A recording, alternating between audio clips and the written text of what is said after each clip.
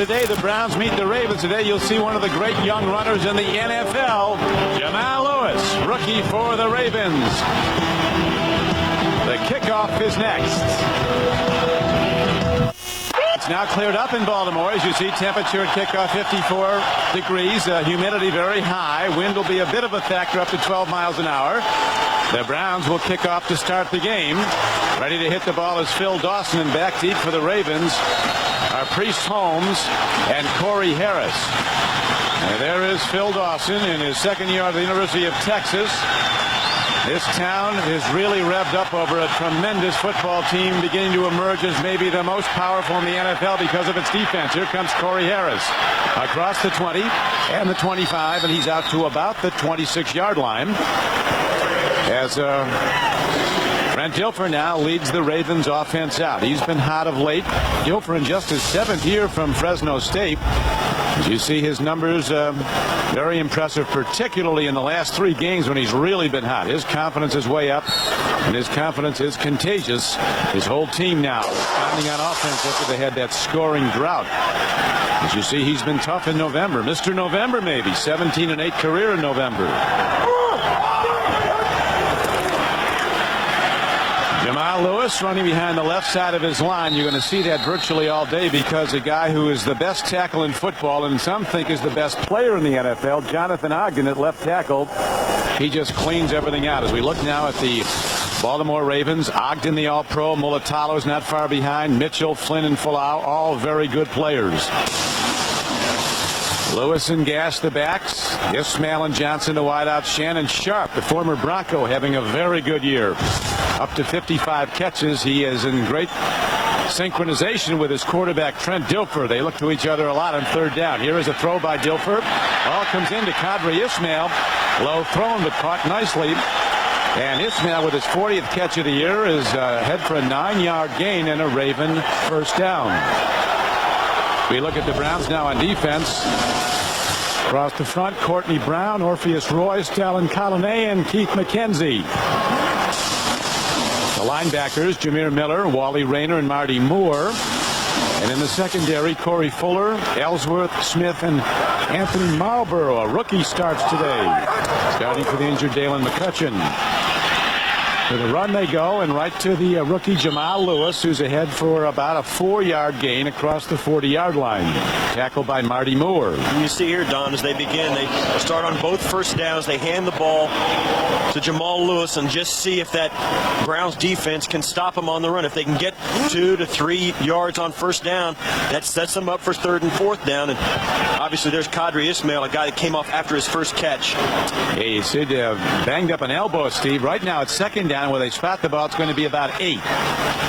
Dilfer hands off, and this is Lewis. Browns keying on Lewis nicely as coming off the block with Talon Colonnay along with Orpheus Roy, and that'll bring, after a gain of about a yard, 3rd down and 7. You know, Don, the Ravens would love to stay out of 3rd and long, and I think, you know, when you come in with a defense as high quality as the Ravens have, your offense can afford to play it a little closer to the vest, especially early in the game. As Chris Palmer watches his team, who, you know, is in the midst of a building year, they've lost a lot of their key players to injury, and they just don't have the depth yet as a second-year franchise to overcome that. They are very good defensively, particularly in the first quarter. They've only allowed 19 first-quarter points, the most or the least in the NFL. Now as Sharp comes down, he's looking for a penalty marker, but none forthcoming. So the Browns hold on defense, and they'll get the ball for the first time. Little defending. There is Brian Billick, the head coach of the Ravens. His players really love playing for him. They say Billick has a high intensity. They said he keeps the pressure on without it being a lot of stress. He makes it fun.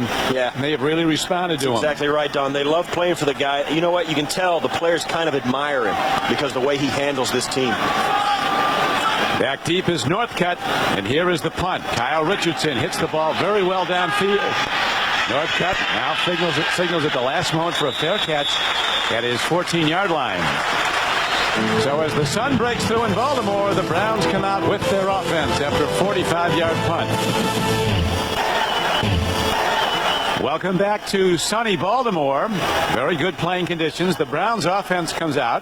The 3-9 Browns have the 31st and last ranked offense. Right now being quarterbacked by Doug Peterson. Browns having lost their two top quarterbacks to injury, Tim Couch and Ty Detmer. For the last ranked offense against the number one defense in the world. Peterson stands in, makes a throw on the connection. He gets the ball out close to the 21-yard line. A gain on the play of about 7 yards. As we look at the Browns on offense, because of injuries, they've had to move people around. Oben, Zahersky, rookie Sean O'Hara starts at center. Lindsey and James Brown. Henderson Edwards the backs. Johnson and Northcutt the wideouts. Mark Campbell starts for injured Aaron Shea at tight end. Peterson again. They give him time. Down the field he throws, and he hits Kevin Johnson. Johnson breaks it across the midfield, and he's going to go all the way down inside the 30, inside the 20, and knocked out of bounds inside the 15-yard line.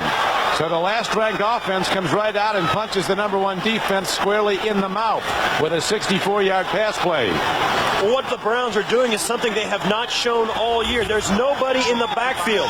Doug Peterson is there by himself. They haven't shown this yet. You see there inside the play, they send everybody right down the seams of the field, right down between the defenders, and let Doug Peterson make the throw and let the great athlete make the run.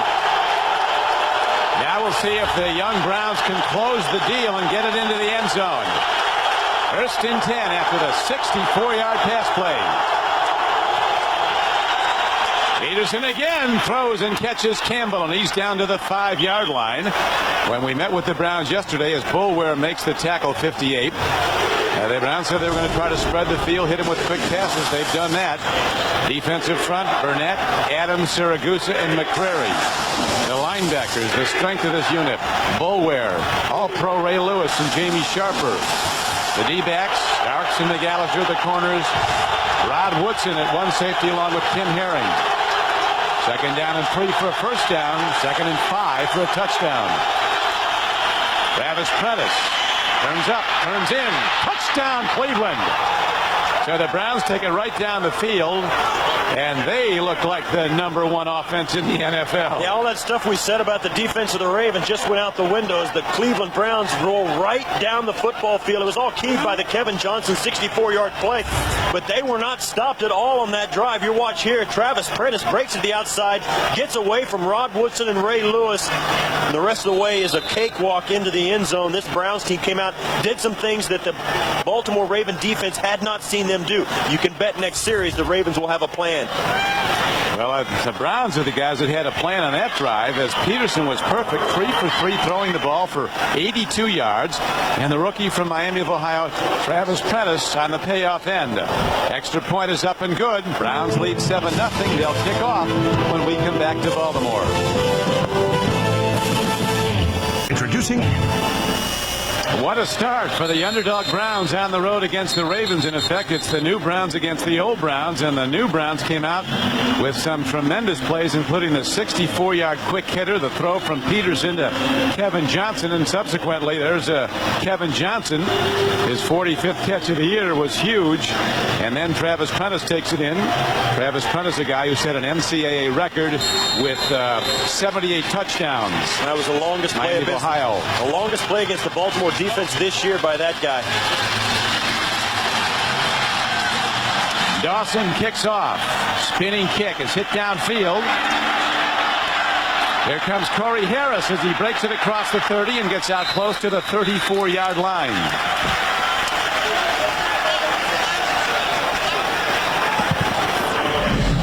The Ravens defense, what a group it is. Fewest points per game since 1978.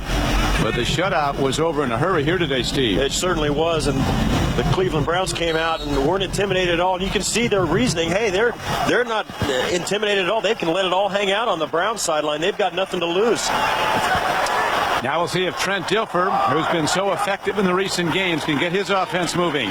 Standing in, he throws hard and makes the connection. Patrick Johnson turning back at the ball as Dilfer has been consistently low in his early throws, but his receivers catching the ball just off the ground.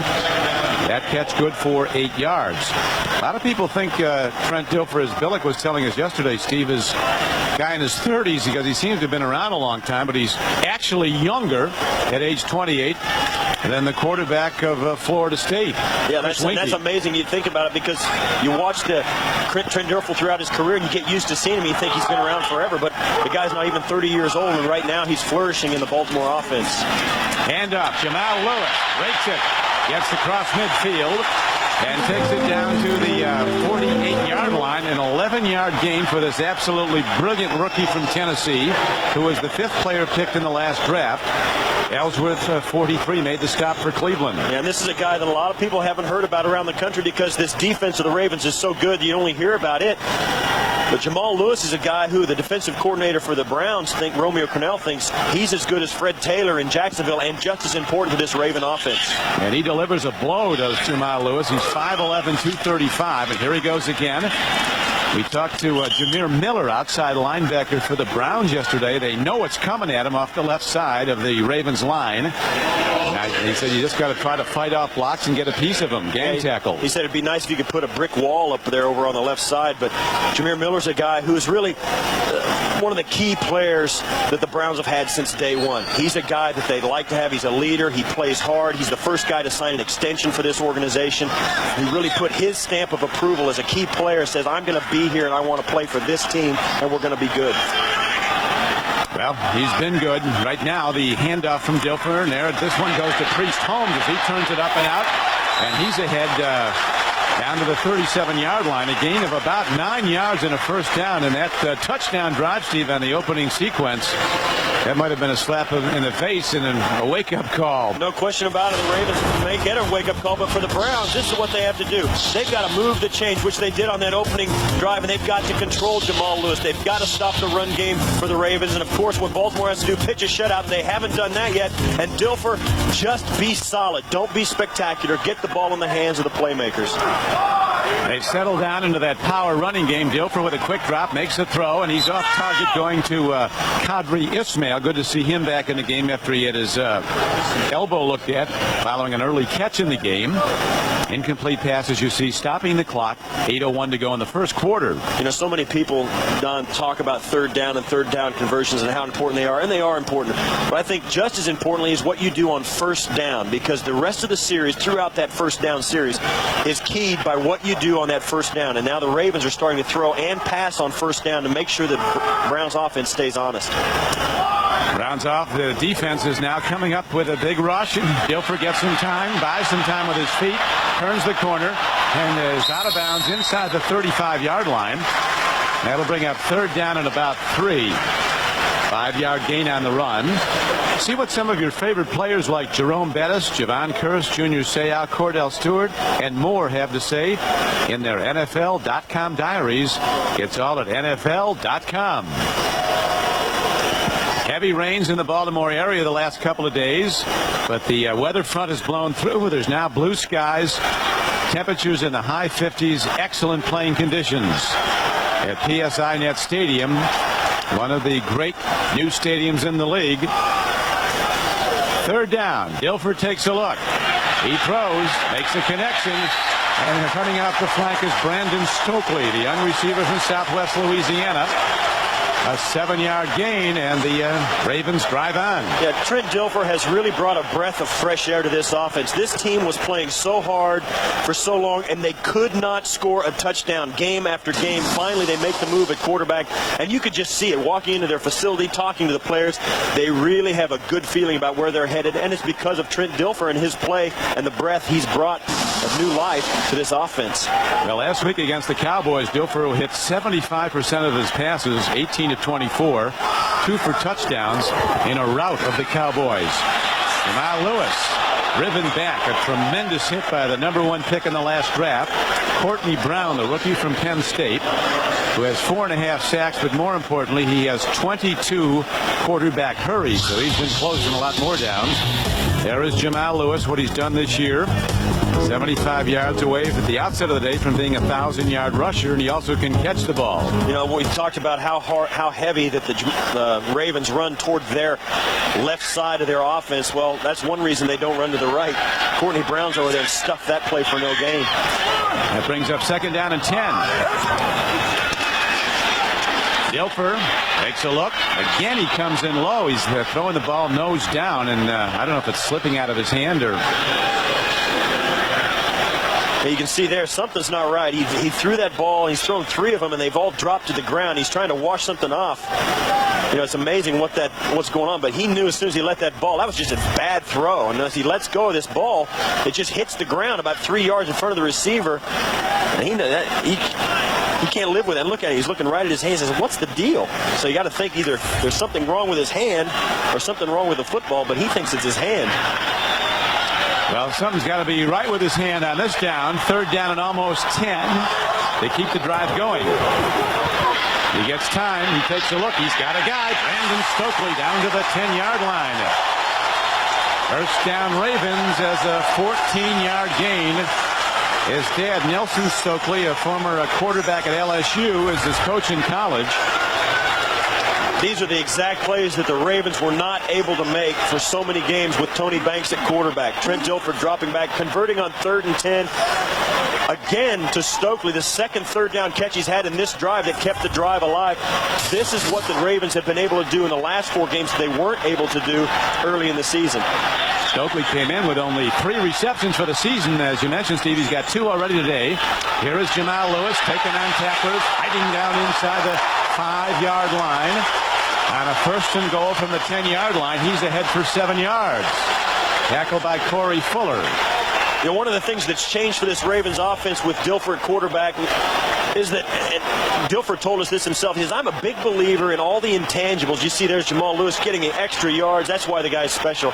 It's all the little intangibles, Dilfer said, that make this team chemistry do things. Guys play harder. They like each other better. They're together more. And things just go so much better with that type of atmosphere. Well, no question. We got around the Ravens in practice, and you can just sense how good this team feels about where it's headed. A rising powerhouse. Here is Jamal Lewis, and he is struck hard. Coming up to get a piece of him was Marquise Smith. And he shuts down Jamal Lewis short of the end zone as Chris Palmer, a coach with an unlikely 7-0 lead early in this game after a brilliant opening drive. Right now, though, his defense being challenged. And now with the Ravens coming on the field, they bring Sam Gash, the true fullback, into the game. They bring Ben Coates into the game. They change personnel once again. The thing about the offense of this Ravens is that even with all these different people in the game, they're very, very versatile within these personnel combinations. Watch a left side run here. That's their power side. And there it is, a left side run. And into the end zone goes Jamal Lewis. Left side power. Head bowed. So now Palmer sees his team an extra point away from being tied. Ogden and Mulatalo. That is the play the Ravens will run all day long. It is virtually unstoppable. This team is a reflection of its head coach, Brian Billick. There's no pressure. He doesn't put any pressure. He just realizes and makes his players believe that if you do everything right, you're going to win. And Chris Palmer knows this is a game he needs his defense to step up in. But right now, the Raven offense seems to be on track. They were surely on track on that drive as the extra point is hit up and good by Matt Stover. And so now we have a tie game, 7-7, and Billick's Ravens will kick off when we come back to Baltimore. The Browns' lead was short-lived. They now are back into a 7-7 tie as the 66-yard drive completed in 13 plays with number 31, the great rookie Jamal Lewis on the payoff end from a yard out. A couple of key receptions, though. Yeah, that's exactly right. Brandon Stokely caught 2 key third-down passes that allowed them to keep that drive alive. It's going to be key the rest of the way as well. What a good kickoff, but here comes the return now. Taking it down is Jamel White for the Browns. The man whose nickname is Track Meat because he can run fast, and that time he ran fast for 22 yards. And the Browns will go on offense from their 23 when we come back to Baltimore. Sponsored by... Back to Baltimore. Don Craigie with Steve Tasker. Tied game 7-7 as the Browns get the ball for the second time after taking it right through the #1 defense in the NFL on the opening series for a touchdown. Peterson was perfect throwing the ball. Handoff goes to Travis Prentice. And this defense that gives up about 2.7 yards a rush shuts it down. Jamie Sharper, a fourth-year backer out of Virginia, makes the stop. Well, on that first series, that's Pete Carmichael Sr., the offensive coordinator for the Browns, and they came out and they knew they had to spread this defense out a little bit to get those great linebackers out of the way. Peterson stands in, and the ball is slapped back at him. Sam Adams, number 95, who signed with the Ravens as an unrestricted free agent from Seattle. Powerful 300-pound player. So he rejects the throw, and now Peterson and the Browns, Steve, up against it. This tremendous pass rush, and it's 3rd and 10. Well, Doug Peterson was 3 for 3 for 82 yards on the first drive. Now he's 0 for 1 on this second drive. This Raven defense has come out with a new attitude here on this second drive.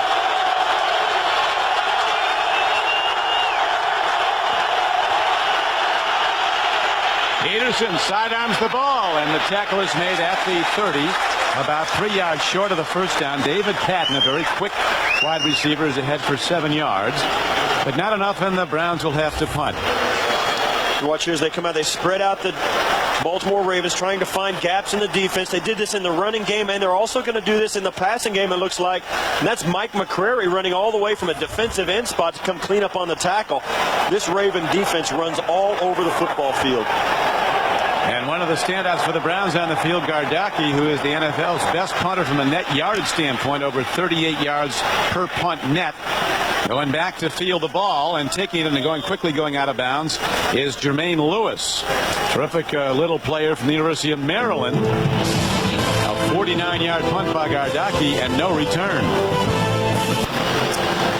Brian Billick, who had as offensive coordinator the #1 offense in NFL history in '98 at Minnesota. He's got his offense on track here after they struggled so badly in midseason, unable to score touchdowns. Now on the last drive, they took it right through the Browns. Browns with the 29th ranked defense against the run. Guilford's going to throw, though. He's in trouble. And he does good work to get the ball away. As a blitz was after him, Wally Rayner, the middle backer for the Browns, chased him down. Monday on CBS begins with an all-new King of Queens, starring Kevin James and Jerry Stiller. Followed by the new comedy hit Yes Dear. Then don't miss Monday's #1 comedy, Everybody Loves Raymond, followed by Becker, starring Ted Danson. And Monday's #1 drama, Family Law, now with Tony Danza. It's all here Monday on CBS.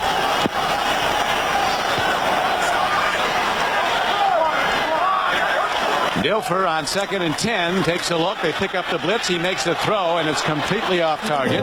Looking towards his tight end, Shannon Sharp. I don't know if something's bothering him with his hand or what, but he's been inaccurate. Yeah, he has not thrown a good ball all day. He's really inaccurate with his throws. He's got zip on him, so I don't think it's his shoulder or anything of that nature. And we saw him looking at his hand earlier. But even Shannon Sharp's turned around and saw the ball go by him and quizzically looked at his quarterback saying, hey, that's not you. What's going on back there? So something's definitely wrong with Trent Dilfer and his ability to throw accurately. So far in the game, Dilfer is 4 for 9 throwing the ball for 39 yards. He did have those 2 third-down throws to Brandon Stokely in the touchdown drive. He needs 10 here. And the ball is knocked down, so the Ravens, as Courtney Brown makes another play, slapping the ball back, number 92. A guy who could be targeted for Canton someday in the Hall of Fame. No way. He's the best left tackle in the game today. And you were talking to him. You stand next to the guy, and you have to look at him twice. You can't. It's like you can't take your eyes off him. He's 6'8", weighs way over 300 pounds. 350. And he said, it was his sophomore year in college before he was ever physically challenged as a player. I mean, that's a guy that's gifted. And so is the punter, Richardson, who booms one all the way down to the 25. Here's Northcutt right up the middle of the field, and Northcutt takes it out to the 40-yard line. Ball on the field. The Ravens have it. So Dennis Northcutt, who's had trouble holding passes for the Browns, now coughs up a punt return. And the Ravens have the ball. Brad Jackson was down to recover it.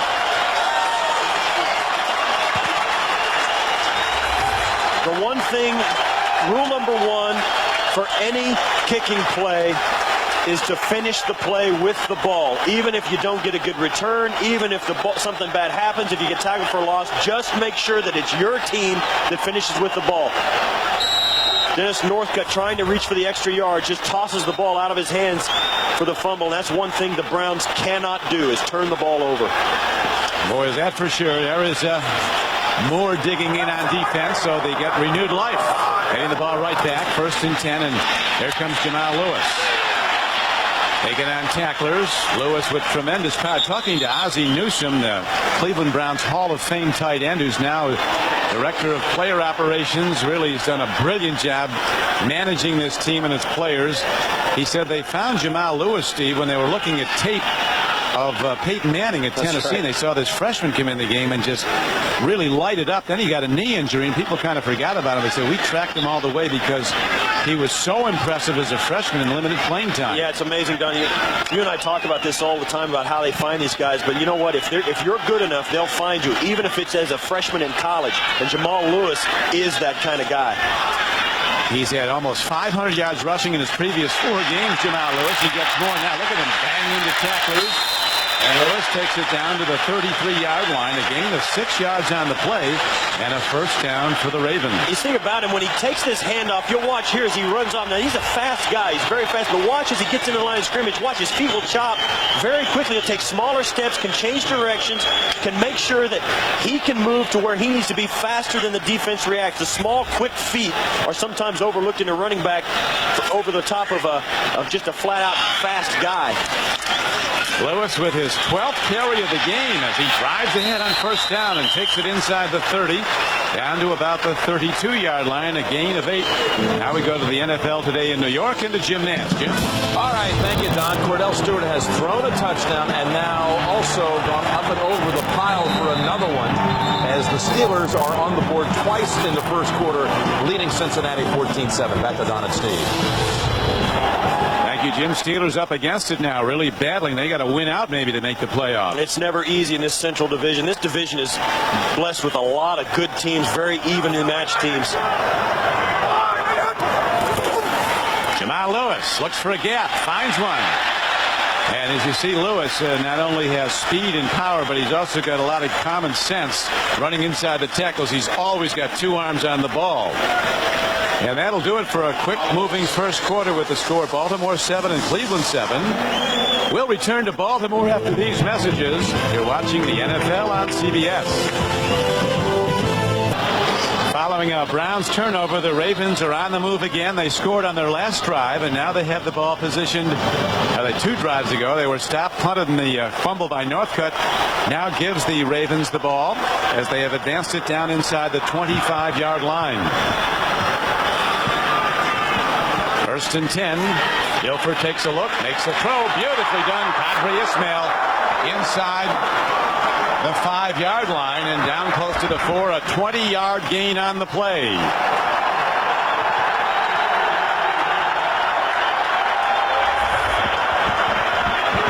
What a great play right inside. You'll see Trent Dilfer runs the thin post. The object is to get Kadri Ismail between the defenders. You'll see there he just doesn't break real sharp, just right up the field, catches the ball right in front of the free safety there, Marquise Smith. And that makes the left side of the Ravens line now. That's the way they usually go, as they bang in hard and don't get there. Sam Gash, who doesn't get many carries, takes it down to about the 3-yard line.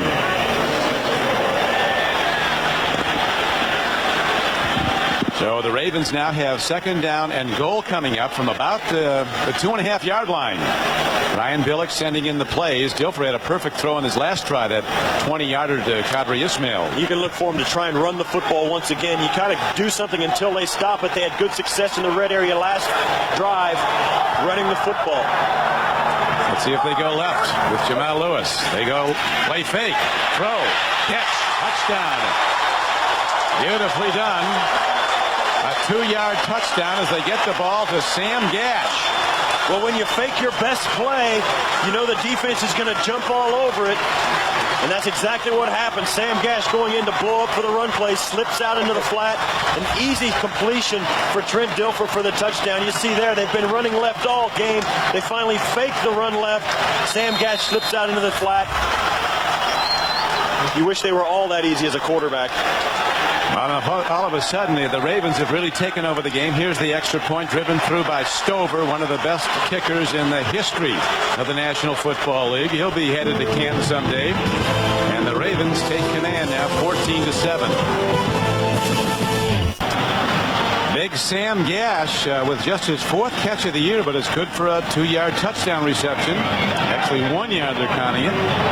He was a teammate of yours with the Bills. Well, he wasn't a teammate of mine, but I played against him when he was with the New England Patriots. He is a guy. You're just telling me he was a great guy. So. Well, I do know him. He played for the Bills while I was still living in Buffalo. And here's the kickoff spun downfield, and Jamel White will run it back from the 10-yard line. Across the 25 and out across the 30, out to the 32-yard line. The Ravens think he's a great guy as he's in the end zone. Normally, he's a lead blocker. Browns will go on offense 1st and 10 in a moment. On CBS is sponsored by Web TV from Microsoft. Corbel, for people who know champagne. And by Visa, the preferred card of the NFL. Visa, it's everywhere NFL fans want to be.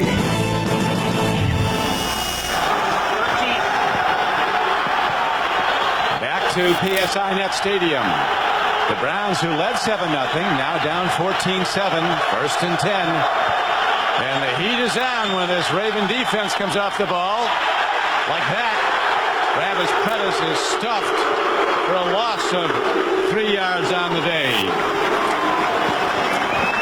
Don Criqui with Steve Tasker. You have to really keep your confidence up somehow if you're the Cleveland Browns, because the assault is unending against these guys. It really is. And you got to know as an offense that they're going to make some plays against you. Don't get discouraged. Just keep your plan intact.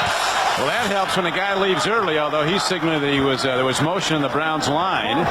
As coming off with Rob Burnett, who's having an absolutely sensational season at defensive end. The 11-year veteran from Syracuse, originally a 5th-round draft choice of the Browns back in 1990. You know, Baltimore has not been known yet as one of those places where it's tough to play, but today, with this defense and the newfound optimism in this city, now they've got a home field advantage they haven't enjoyed. Peterson stands in, throws it, gets it to Prentice, and he's taken down at about the 26-yard line. That was on a 2nd and 19 play, and he gets back for maybe 3 yards. So again, you have to wait and watch, because if there's one hallmark of this Ravens defense, Steve, it is just blazing speed. They all can run, even the Goose. Yeah, even the guys up front can run. They're built to stay on their feet, run to the football, and make plays. Crowd kicks in. Peterson against the blitz on the run. Look at Lewis.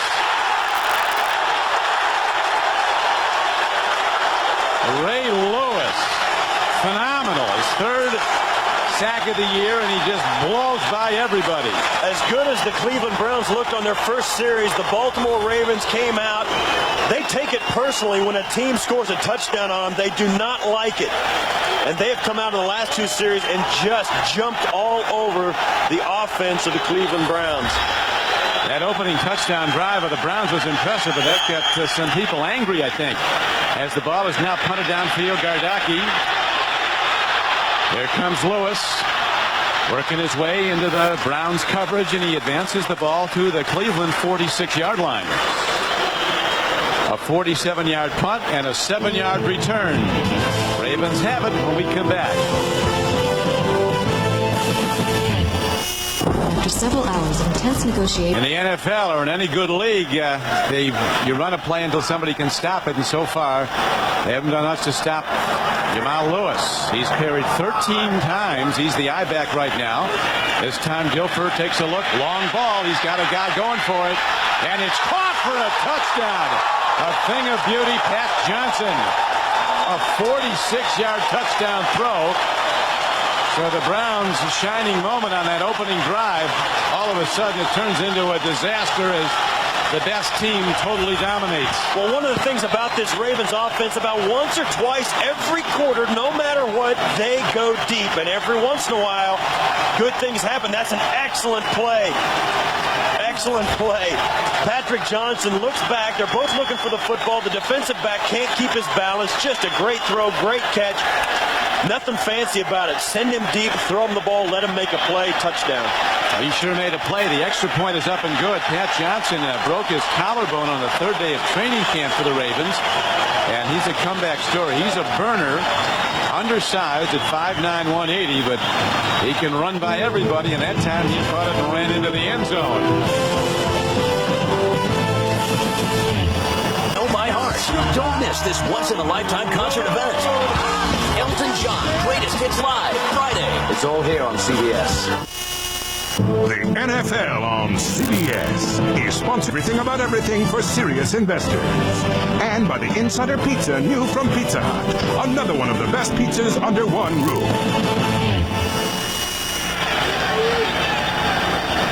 Patrick Johnson, who was just in the end zone on the payoff end of a 46-yard scoring pass. Gilfer started slow, but he's now hit 7 of 13 throws for the Ravens for 107 yards and 2 touchdowns. They kick off. Hit down to the goal line. Jamel White brings it back. Looks for places to go and finds some as he works up the middle of the field. Well done by the rookie. As White with a 29-yard return. Coming up on the NASDAQ halftime report, join Jim, Mike, and Jerry for all the scores and highlights in the latest NFL news, plus a report on the Miami-Indianapolis game. It's all coming up on the NASDAQ.com halftime report. You know, since that opening drive when Cleveland went down and scored that first touchdown, the opening points of the game, they have not gotten a first down. And indeed, on that last drive, they lost more than 20 yards on that series. I think they rattled a cage with that long touchdown march. Ravens are not happy. Here's a throw, and Kevin Johnson makes a move with the ball. Not a great effort. Well, people hear you gush about this defense of the Ravens, and you know it is a little bit, that opening drive by the Browns is a little bit like, you know, tugging on Superman's cape. You know, I mean, you don't make him mad. And this Raven defense, the thing about it is there's a lot of defenses are talented. A lot of defenses have size and speed. This defense plays inspired every single play. That's what makes it great. Well, you know they're great when they get upset about giving up a first down. How about when they give up a long touchdown drive like they did? Now the Browns are absolutely unable to do anything as Jamel White somehow works his way back to the line of scrimmage and ahead for a yard after he was almost knocked down by Jamie Sharper for a 7-yard loss. Well, Jamie Sharper came off the corner and had that play dead to rights in the backfield. Watch as he comes from the left of your screen right there. And only the good running of Jamel White gave him an opportunity to get back to the line of scrimmage.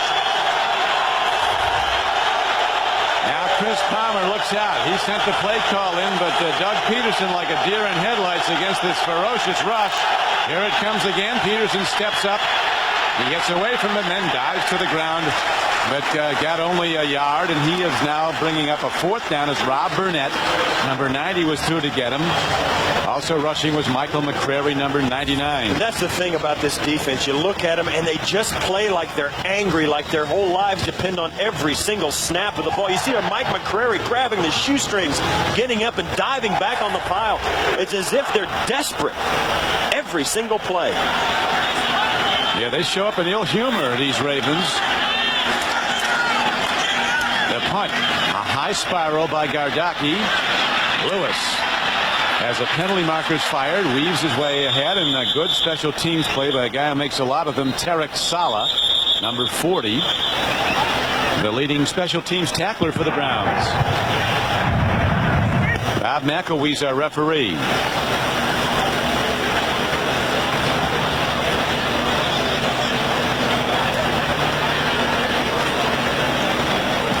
Got 2 different flags on the field. We have offsetting fouls on the play. Holding number 51 of the receiving team. 31 out of bounds on his own. Number 31 on the kicking team. Those penalties offset. We'll replay the down. So offsetting penalties tonight on 60 Minutes. What happens this evening in Florida could determine who the next president will be.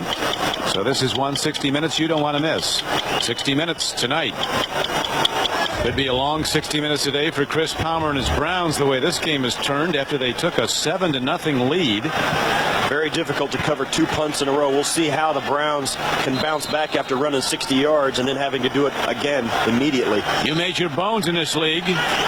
Covering punts, it's not easy to do twice in a row, huh? My punter had standing orders to kick it out of bounds if I had to cover 2 in a row. I would have hoped you were in better shape than that, but I guess anybody's out of shape running down as hard as you can against blockers. And here again is Lewis.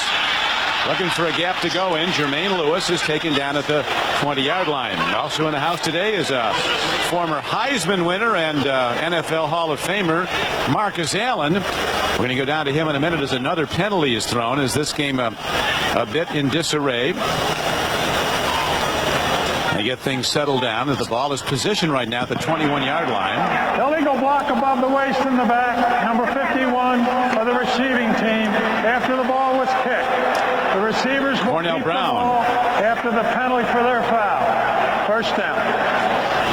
Let's go down to Marcus now. Marcus? Well, thanks, Don. Before the game started, I talked to rookie sensation Jamal Lewis and asked him how he felt. He said he felt fantastic. And the reason I asked him that question is Steve would know most of these rookies hit the wall physically at this time of the year.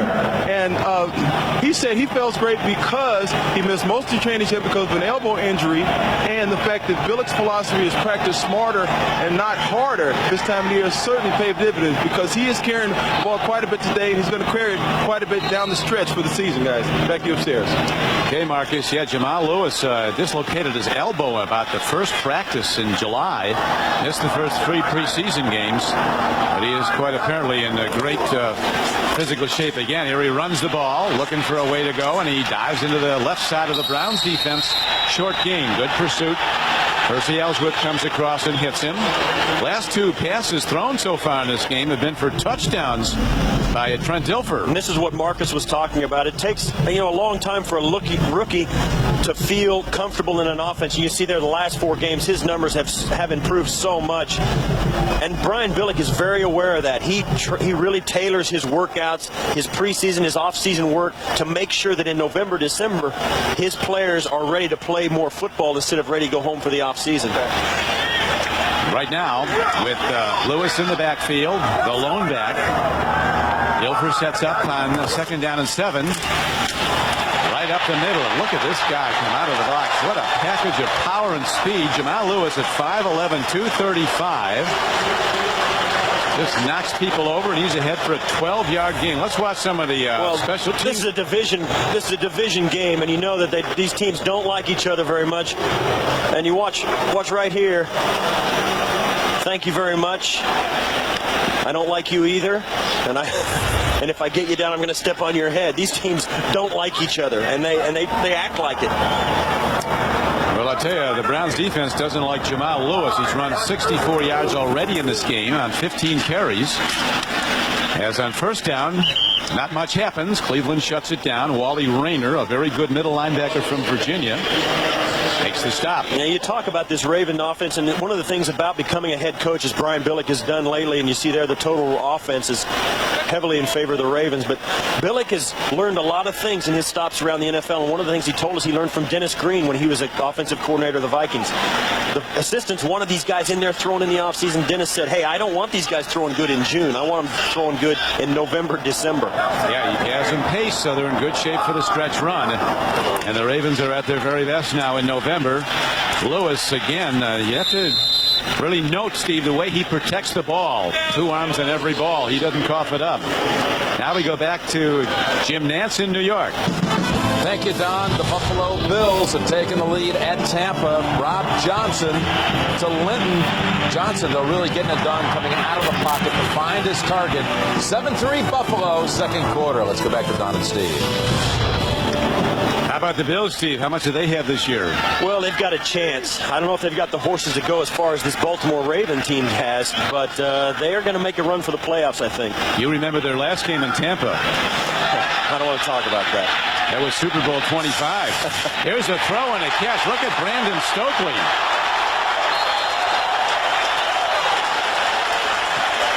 Penalty markers down. And the signal is against the Browns, though, and they're waving it off. That penalty will be declined. First down. It never ceases to amaze me how when you change quarterbacks, all of a sudden different guys start catching the ball. Brandon Stokely comes in, caught 3 huge and crucial passes in this first half for the Ravens. Right there, coming across the middle, Trent Dilfer came in, and the chemistry and the things that he brings to the huddle are what Brian Billick has been most impressed with. He says he always has something a little extra to give his players when they come out of the huddle, and that's a big difference for a team that's struggling offensively. And Stokely really having a big day after catching only 3 balls all season up till now. Here is Dilfer, a screen pass near side. And the ball is taken down to the 30-yard line by the tight end, Shannon Sharp, and he is ahead for a first down, a 10-yard gain on the play. Trent Dilfer, a new acquisition for the Ravens. Here's some other ones. Shannon Sharp, of course, everyone knows. Travis Taylor, who was drafted, who's not playing because of injury. But Jamal Lewis, Sam Adams.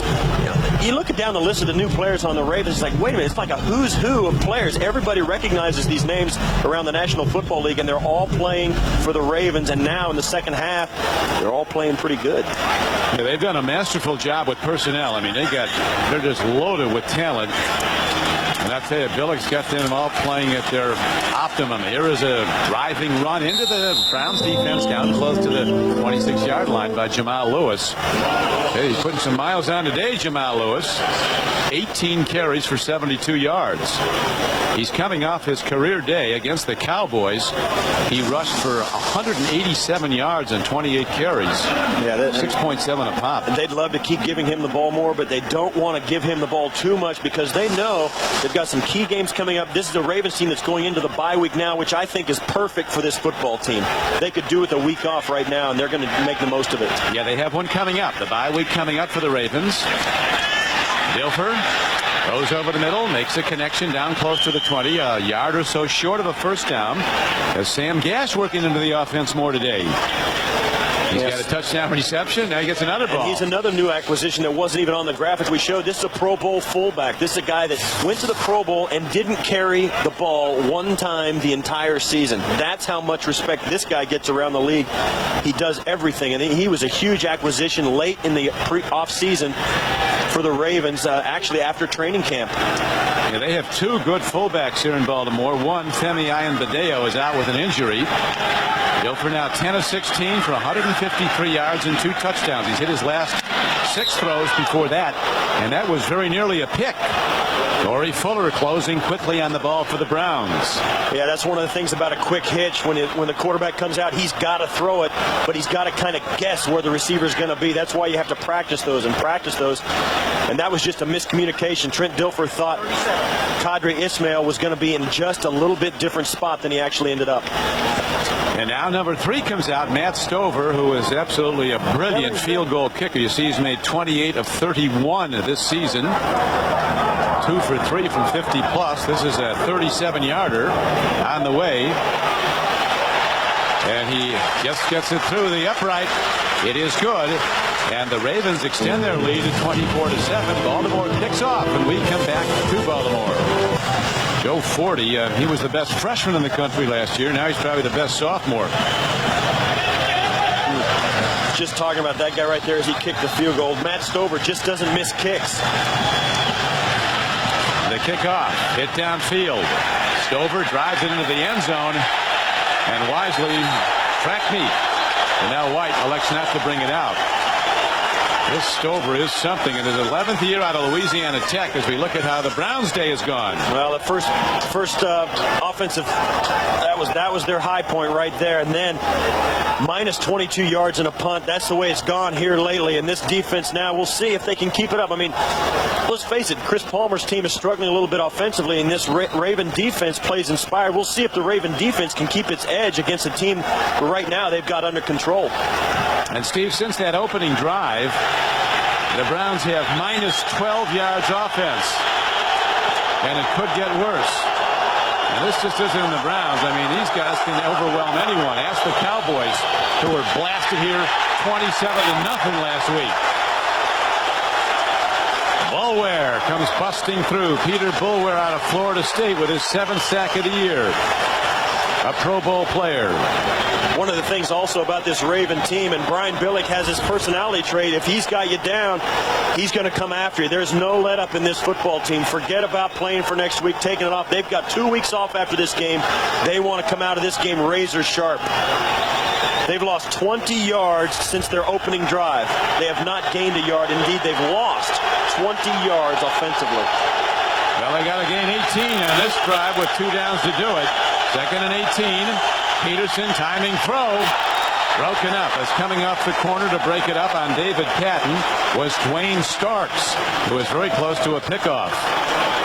Ray Lewis is the heart of this defense, the middle linebacker.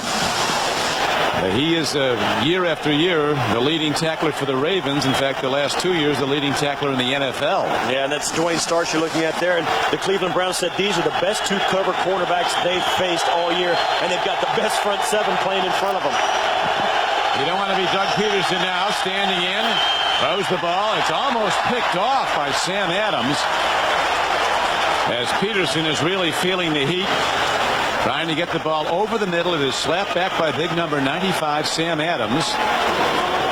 And the Ravens will get the ball back in good field position. Right now you can just feel the discouraged nature of the Cleveland offense as it comes off the field. They just cannot do anything positively right now. This Raven defense is just smothering. Jermaine Lewis standing back at his 43-yard line.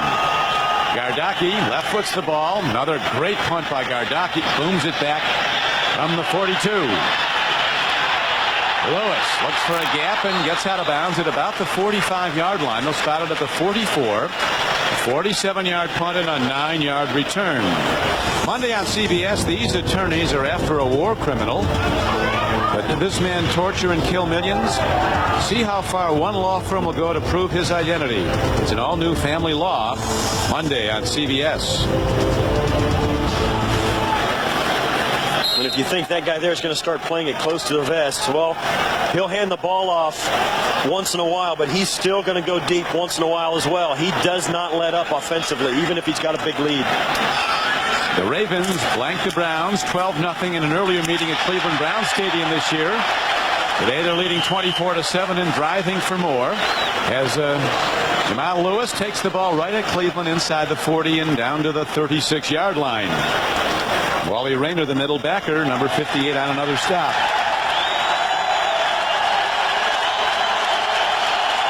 And Jamal Lewis has just gone over 1,000 yards rushing, and this is rookie season. I'll tell you what, Don, he's going to have a few more. There's no question about it. Well, after this game, he's got 3 more to play after the bye week. This guy is great. Jamal Lewis heading in. 36 yards. And what was a stunner for the Browns early on is now a disaster. The Browns could very well be on the way to their worst defeat of this new era. Watch here. This is Jamal Lewis just running up. Watch the play open up. Sam Gash. Bang. Right into Marty Moore. That opens it up. There's nobody there. Makes one cut to the outside. It's a foot race, and nobody's going to catch him. Great blocking up front. That's been the story of the day. The offensive line of the Ravens has dominated the defensive line of the Browns.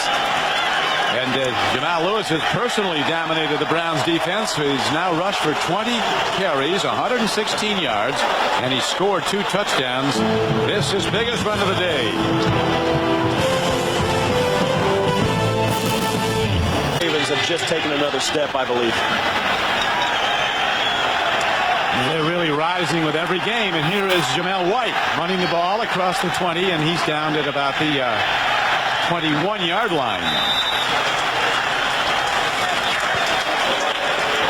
Coming up next on CBS, it's doubleheader action. Many of you will see an AFC East battle. Peyton Manning leads the Colts against Zach Thomas and the Dolphins. Others will see an AFC Central matchup in a rematch of last year's AFC Championship game. As Eddie George, bad toe and all, leads the Titans against Fred Taylor and the Jaguars. All coming up next on CBS. The Browns break the huddle. Stunned by this Raven onslaught. Both sides of the ball. The Ravens overwhelming. Peterson, good play fake. Gets the guy open, but he overshoots him. Going deep to Kevin Johnson. A great fake. Froze the Raven defender, Steve, and he had an open guy to go to. They got him now. You see Rod Woodson was ended up on the wide receiver. The receivers crossed on the outside. They did not, the defenders did not zone it off and back off and look at it. They tried to stay with the men, and Rod Woodson got rubbed off. And you see there the team record 28 first half points, and it was all key by the defense, the field position, and that talent right there, Jamal Lewis. Peterson, who had the big opening drive, now against the nonstop assault from the Ravens defense. Peterson fires downfield, and it is intercepted. Ball picked off. Running it back is Chris McAllister, and he takes it inside the Browns' 35-yard line and gets down to the 32. A 16-yard return. Do you think, Steve, that Brian Billick said something to these guys when they gave up that opening touchdown run? Or is this just ignited in the fact that they gave up a score? I think he's just got this whole team playing so inspired. They struggled early in the year and managed to win games with their defense, and now that they've got an offense that's complementing this great defense, the whole team is energized and inspired. They see light at the end of the tunnel. They believe they're going to be playing football late in January, and you can tell it's inspired them. Well, the best team I saw this year initially was the Redskins in the preseason when they had everybody. The best team I think we've seen in the AFC was the Raiders till now. The best team I've seen all year is the Baltimore Ravens. The best team in the NFL. With this defense, here's a pickoff. What a brilliant pickoff. Coming over is Marty Moore, two-handing the ball. They haven't had a guy catch a ball like that in Baltimore since Raymond Berry.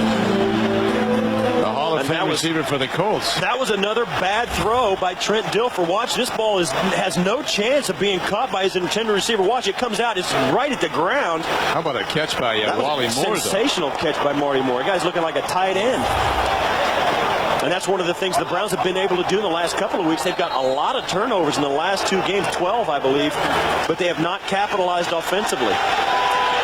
Well, now we'll see if Peterson can ignite the off-pass offense. He has missed his last 5 throws, hit his first 5. Now he makes the connection for limited yardage as the Ravens do a good job of keeping Mark Edwards in front of the backers.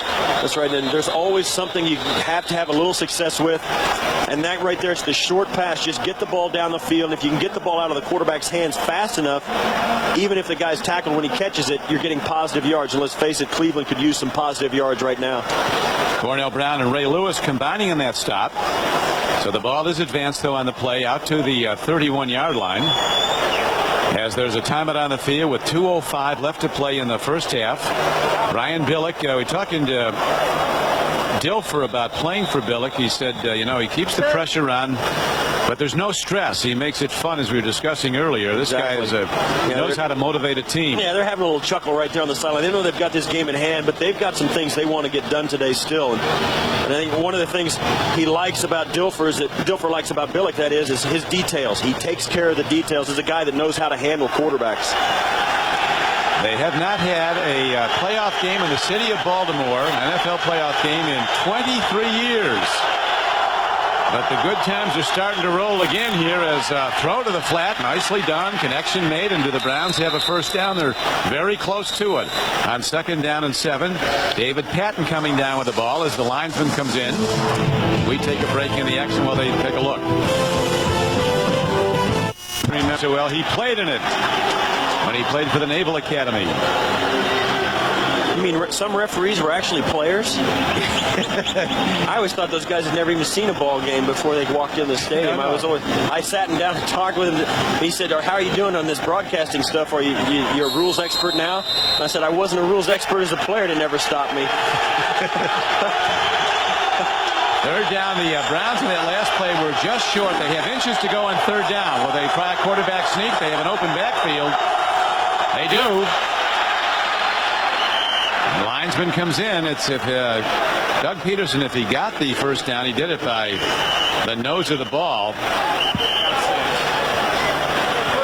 Coming up on the NASDAQ.com halftime report, join Jim, Mike, and Jerry for all the scores and highlights in the latest NFL news, plus a report on the Dolphins-Colts game. That's all coming up on the NASDAQ.com halftime report. There's been some highlights here today in the first half. Some by the Browns in that early drive, and a lot by the Ravens.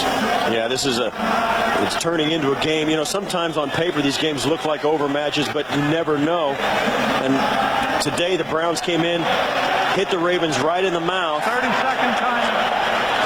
And the Ravens responded. Now they're going to charge that timeout to Baltimore. It looked like both teams were going to take a timeout, and I think Baltimore called theirs first. That is the Browns' first down since the opening drive of the game. Doug Peterson, the Browns quarterback, is making his 6th starts and taking over for injured Tim Couch. Yeah, and Cleveland was charged for that timeout that just took place, not the Baltimore Ravens.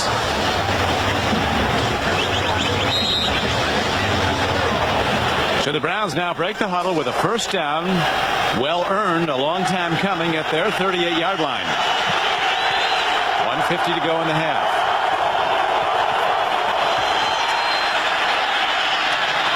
Peterson under duress again, tries to trigger the ball to Kevin Johnson and comes in low, so it's incomplete. Doug Peterson is under an enormous amount of pressure in the pocket. It's collapsing around him, and that play, Kevin Johnson came out of his break and just slipped and fell. Had no opportunity to catch the ball, but Doug Peterson is doing everything he can to get rid of the football. He's had a couple of passes knocked down, but he is under an extreme amount of pressure. That front seven of the Ravens is bringing it. Peterson again, trying to get the ball upfield. He's hit just as he releases the ball. Ray Lewis came on a blitz and nailed him. Peterson slow getting up. Peterson was waived by the Eagles in the summer, signed as a free agent by the Browns. And this is the problems they're having. 23 plays. He's got 2 sacks, 5 hurries, been knocked down 6 times and 2 batted balls and 1 interception. That is a rough first half for a quarterback that needed to play a perfect game. No such thing as a perfect game for any offensive player against this Ravens defense. Peterson did start 9 games last year for the Eagles. Throw near side, ball is caught. Patton is on the run. And small, quick David Patton weaves ahead to the 45-yard line. He got 7, but is almost 4 yards short of a first down, tackled by Ray Lewis. And Baltimore took a quick timeout to give themselves as much time as possible with 1:34. They've got some thoughts offensively about going down and trying to get some more scores and extending their lead. Chris Palmer would love to have that clock run out, go in and regroup at halftime. You can tell there what a long first half it's been for him. But he's not alone. The Cowboys came in here and they never knew what hit them last week. 27-0 they were beaten. And this is one of those defenses like you hear about in the old days, the old steel curtain, that Bears 1985 defense that was so good. This defense deserves to be ranked and thought of up there with those elite defenses. Well, in the modern era, since the merger in 70, the Steelers had the most shutouts in 76. They had 4, 2 of them coming in the playoffs. Browns already have 4 in the regular season. Here's the hit downfield. Jermaine Lewis starts back across the 15 and the 20. And Jermaine Lewis, who has been just a terrific player since he came out of Maryland 5 years ago. He's already returned 4 punts for touchdowns during his career. 2 in 97 and 2 again in 98. That time he ran it back 19 yards. Well, Jermaine Lewis was a guy who was a big part of this offense when Brian Billick got here. And Brian Billick said, you know what? I don't want to spread him so thin. I want to keep him on punt returns and kick returns so that he's fresh for those and get some guys who can catch passes to play in the offense. I want him as a special teams return man, not a receiver. They're deep in receivers when they're healthy. They've had some injuries at the wideout spot. Travis Taylor out, the rookie. Pat Johnson, he's been hurt this year. Qadry Ismail having a terrific year. And the big acquisition as far as catching a lot of balls, we look at Mike McCrary getting some oxygen. I guess you need that when you're going this fast. Shannon Sharp at tight ends caught a lot of balls. Here is a reverse, is the very fast Pat Johnson, who's been in the end zone once today. Runs it for a first down if the play goes, but a penalty marker's thrown in. It was a 9-yard gain on the play. holding is signaled against the Baltimore Ravens. Number 80, offense. 10 yards, first down. You always run the risk of getting a holding penalty when the play takes a long time to develop because the blocks have to be held for so long, and the offensive guys are saying, well, where's the running back? Help me out. And they're waiting, and the defender's trying to get away, and they get desperate. They just latch on. And as this play develops, you'll see it takes a long time. Watch how long Stokely has to hold this block. You see, hold him, has to run it back. And right there is when the play finally passes him, and the flag comes in late. So the Ravens are now set back inside their 19-yard line. And up as Lewis busts it back, got all the penalty yardage back, and some more as he's ahead for a gain of 12 yards on the play, out to the 29-yard line. This offensive line of the Ravens is just dominating right now. Jamal Lewis just took that handoff, ran straight up the field, 2 hands on the ball, and gotten snapped off 12 yards like it was nothing. And this, Steve, is already his 21st carry of the day for 128 yards, including a 36-yard touchdown run. But wait, there's more. Another load of Jamal Lewis, the rookie from Tennessee, at 5'11", 235 pounds. An inside runner with great speed. He's been timed in the 40-yard dash in under 4.4.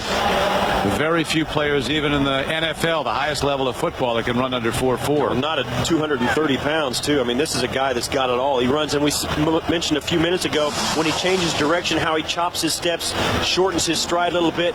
When you're running fast, you want your feet off the ground so you can almost fly. But when you're trying to cut like a running back does and change direction, you need small steps so your feet stay on the ground and still keep your speed up. That guy has that talent and that ability. Following in the bye week you were talking about next week on December 3rd, the Ravens close out with San Diego here in Baltimore. And then they go to Arizona. Then they play the New York Jets here. So the possibility of a 12-4 season is, I would say, highly probable. But I don't think they can catch for best record either the Raiders or Tennessee. No, those teams will have to stumble.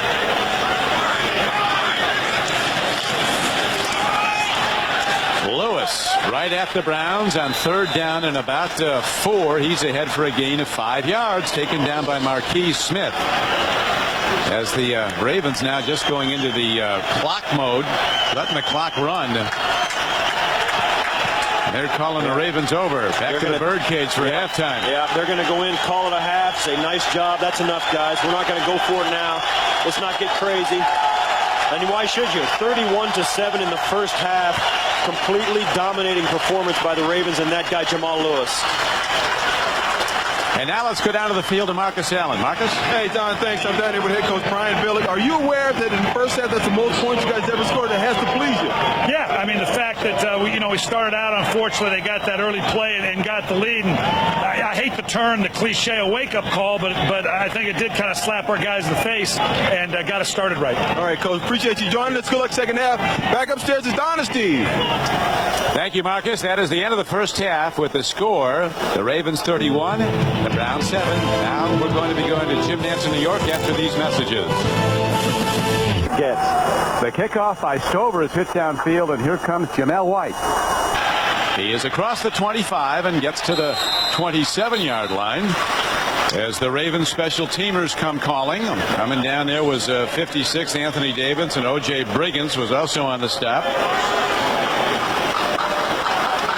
So the Browns go back on offense. And, Steve, what do you do now? I mean, what do you think went on in the locker room? Obviously, you're not going to be able to run on them. You don't have time to throw deep. Well, you got to think back to the opening drive. Say, listen, guys, these are some of the things we did. That's what we did on our first drive. We've got to get back to that. Spurgeon Wynn is now in the game at quarterback. Spurgeon Wynn is a rookie from Southwest Texas State. 6th-round draft choice. Very strong of arm, and they're realizing that this game is about out of reach. They put him in, and this strong-arm rookie guns one right in there now to Kevin Johnson. So good start for Spurgeon Wynn. Yeah, we talked to Chris Palmer yesterday, and he said, well, if we were going just on talent, Spurgeon Wynn would be the guy in there. But Doug Peterson's got so much experience in a game like this. We want to make sure we give our team the best chance to win. But let's face it, the Browns right now are probably looking at 2001, not 2000. Wynn out of Southwest Texas State. He started at the University of Minnesota. His college career didn't play much for the Golden Gophers. So he transferred back to his home state. Now he has his team set on a 2nd down and long 4.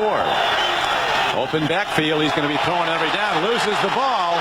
Looks like a big Raven gobbled it up. He did.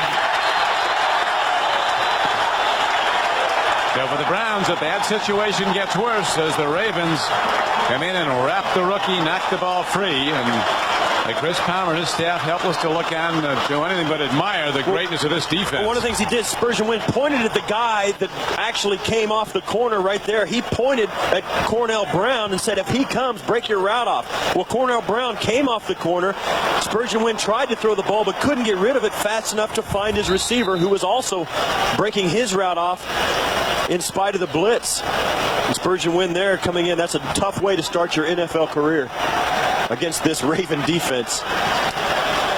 Now it is 1st down and 10 after the turnover by Spurgeon Wynn, and here is the handoff. Jamal Lewis turns up, turns in, and cracks the Browns defense down to the 16-yard line. An 11-yard gain on the play. This play starts out to the right. Lewis just takes it and bends it back over to the part of the field where Jonathan Ogden and Edwin Mulatello are just moving guys out. I mean, this is an offensive line that is just pushing people around right now. Trent Dilfer there stepping into the huddle. And I said earlier that he gives something extra to the players, and he does. And we'll talk about that as the game rolls on. Well, the Ravens have been rolling on since the Browns scored that opening touchdown. Here again is Lewis. Man, this guy has got a burst, and he might have lost the ball. Now he's knocked down. They're going to rule that he was down, and 7-yard gain results as Lewis is now upping his production. 25 carries for 154 yards. The thing I say about Trent Dilfer giving something extra out of the huddle, when even in a running play, he'll say, okay, Jamal, run this up there. He'll call the play, and it's kind of a mechanical process. Then he'll say, Jamal, make sure you cover it with 2 hands, or offensive line, give me something on the snap count. He'll give them something extra to make sure they're all thinking the same thing. Well, they're certainly synchronized. They're all looking the same block scheme as the handoff now goes to Lewis. And Lewis again riding into the Browns defense with both arms on the ball. Ryan Billick in conversation with his offensive coaches in the press box. He planned the off week a long time in advance. He told these guys a long time, you're going to have a full week off. Yeah, you see that? This is Jamal Lewis, the all-time Ravens rusher. He's moving up the ladder fast today, but you're right. That's why they like Brian Billick. He told them 6 weeks ago, whether they win or lose, they're getting this next week off for the bye week, and the players responded in a big way. Looked like they started their bye week early on that early Browns drive, but now here's a big rush by the Browns. The Ravens have come back. That's Jameer Miller, who has 4.5 sacks for the Browns as he gets a hit on Trent Dilfer. And you say, well, what's the big deal? Tell them they're going to get the week off. Well, a lot of coaches will come in on after the game and say, okay, guys, tomorrow you don't have to come in where you're getting 5 days off. Well, the players go home and tell their wives and families that, and they can't make any plans. It's too late. Well, he told them 6 weeks ago you're going to have almost 7 days off, and the players loved him for it. Their wives loved him for it. They were planning trips. They've got vacations planned. It's a great move by a head coach. Now the field goal try from 25 yards away is driven up and through by Matt Stover, as he is perfect today, 2 for 2, and the Ravens build their lead to 34-7. Holiday greetings from Budweiser.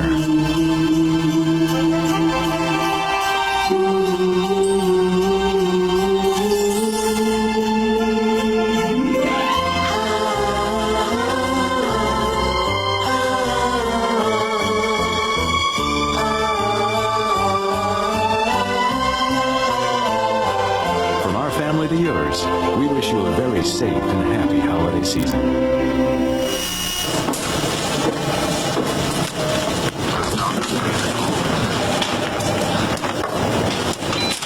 Ted, Sherry.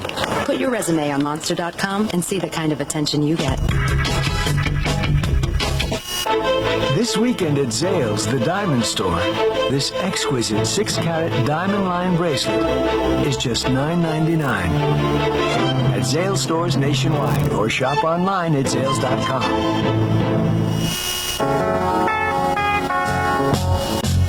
Imagine me and you, I do. I I think about you day and night. It's only right. The only one for me is you, and you for me. So happy together. I will not do it. To the greatest fans, thanks to all the fans out there. Thanks for being there when we needed you most. Thanks for coming out, and we'll keep showing up for you. Thanks for your support. Love you. Mwah.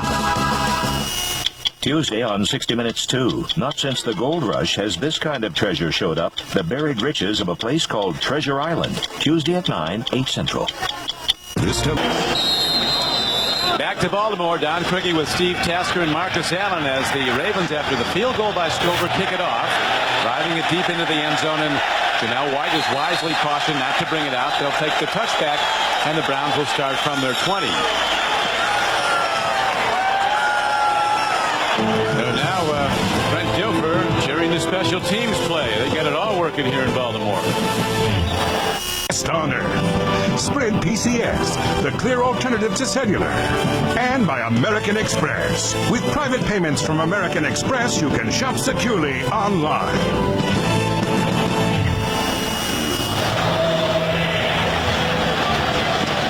Back to a bright, shiny day in Baltimore with Baltimore Ravens with 3 straight wins, upping the record 8-4 on the season. Have now built this lead today to a commanding 34-7 as the greatest football figure in Baltimore history. John Unitas on the sidelines. Sure, John's glad he's retired rather than playing against the Ravens defense. You got that right. And off, and Janelle White breaks it into the secondary, taken down by Dwayne Starks, but he gets ahead for a gain of 13 yards and a first down. And now let's go down to Marcus on the sideline. Well, thanks, Don. I've been in a game like this where you feel like you're down by the national deficit. Matter of fact, we're playing Steve Tasker's Buffalo Bills where they had us down 53-3 or something like that. But as a professional, you have to continue to play regardless of the circumstances, regardless of how far you're down. I talked to defensive back Corey Full of the Browns. He said exactly what the Browns are going to do. And that's what a professional is all about. Back upstairs, you guys. Thanks, Marcus. Well, that's how you build for the future. The effort has to be unrelenting no matter what the score. And the ball is thrown deep down. Was that a pickoff? He caught it out of bounds.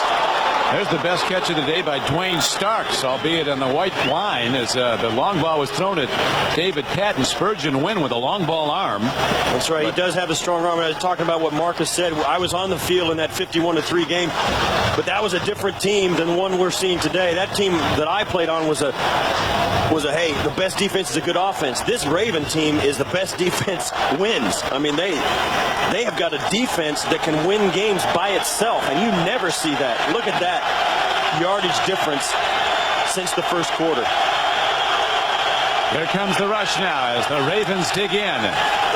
Wynn takes a look, dumps it off nicely, but it's dropped by Janelle White. Came in a bit low. And so that brings up third down.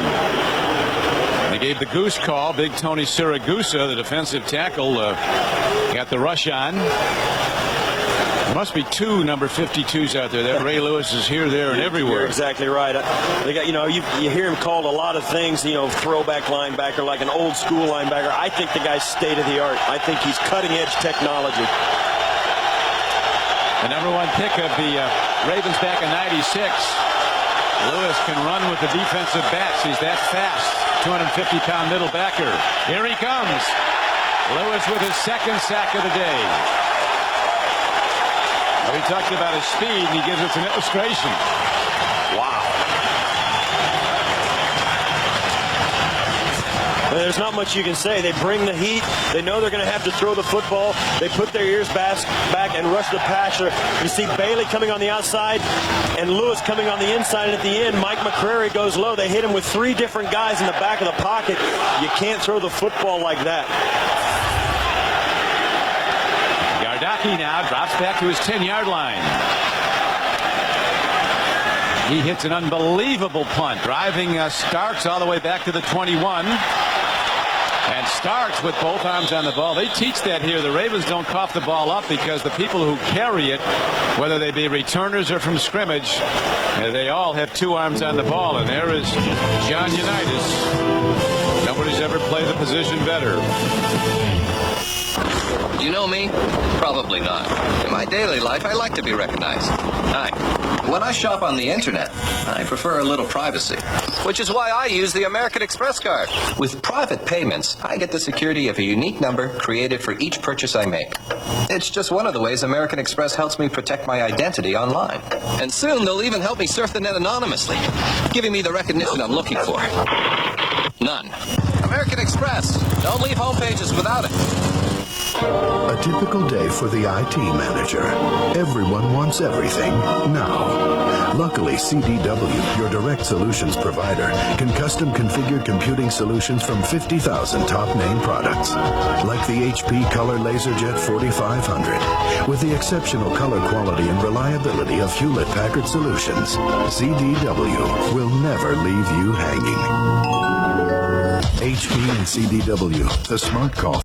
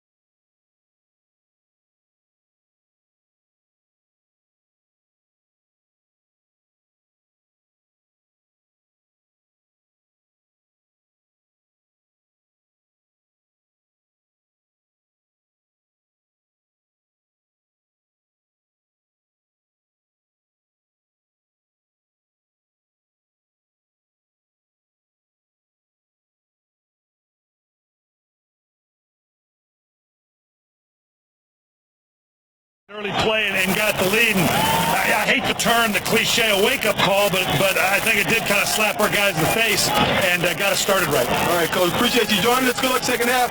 Back upstairs to Dynasty. Thank you, Marcus. That is the end of the first half with the score. The Ravens 31, the Browns 7. Now we're going to be going to Jim Nance in New York after these messages. The kickoff by Stover is hit downfield, and here comes Jamel White. He is across the 25 and gets to the 27-yard line as the Ravens special teamers come calling. Coming down there was 56 Anthony Davis, and O.J. Briggins was also on the stop. So the Browns go back on offense. And Steve, what do you do now? I mean, what do you think went on in the locker room? Obviously, you're not going to be able to run on them. You don't have time to throw deep. Well, you got to think back to your opening drive. Say, listen, guys, these are some of the things we did. That's what we did on our first drive. We've got to get back to that. Spurgeon Wynn is now in the game at quarterback. Spurgeon Wynn is a rookie from Southwest Texas State.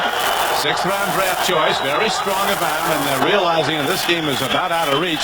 They put him in, and this strong-arm rookie guns one right in there now to Kevin Johnson. So good start for Spurgeon Wynn. Yeah, we talked to Chris Palmer yesterday, and he said, well, if we were going just on talent, Spurgeon Wynn would be the guy in there. But Doug Peterson's got so much experience in a game like this. We want to make sure we give our team the best chance to win. But let's face it, the Browns right now are probably looking at 2001, not 2000.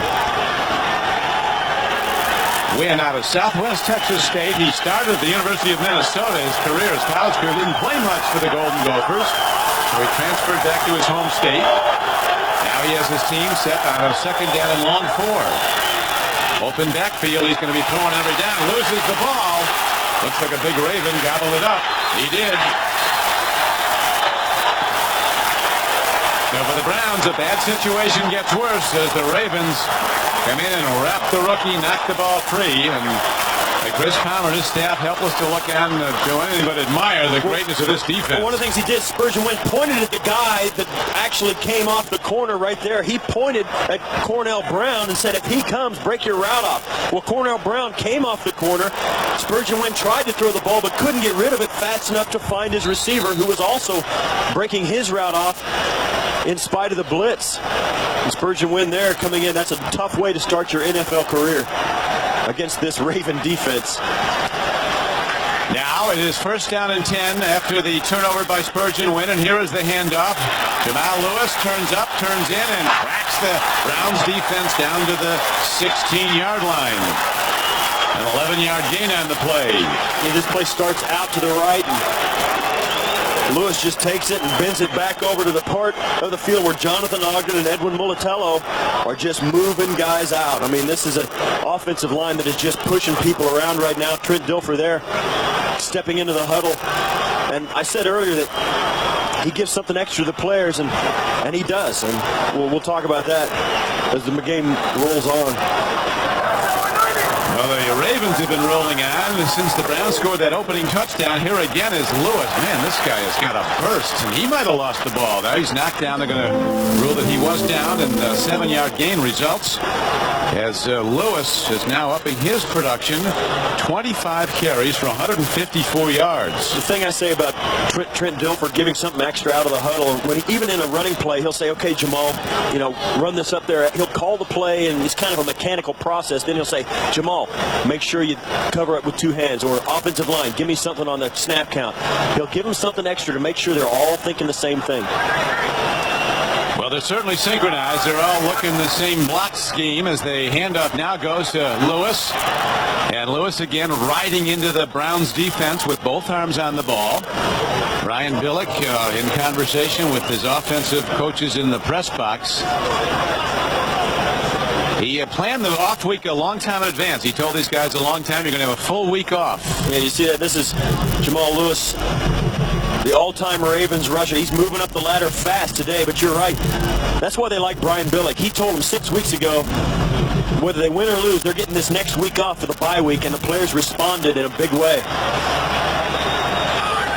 Looked like they started their bye week early on that early Browns drive, but now here's a big rush by the Browns. The Ravens have come back. That's Jameer Miller, who has 4.5 sacks for the Browns as he gets a hit on Trent Dilfer.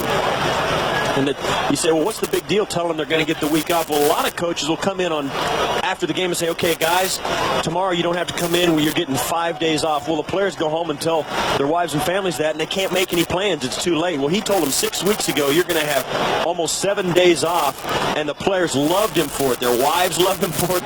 They were planning trips. They've got vacations planned. It's a great move by a head coach. Now the field goal try from 25 yards away is driven up and through by Matt Stover, as he is perfect today, 2 for 2, and the Ravens build their lead to 34-7. Holiday greetings from Budweiser.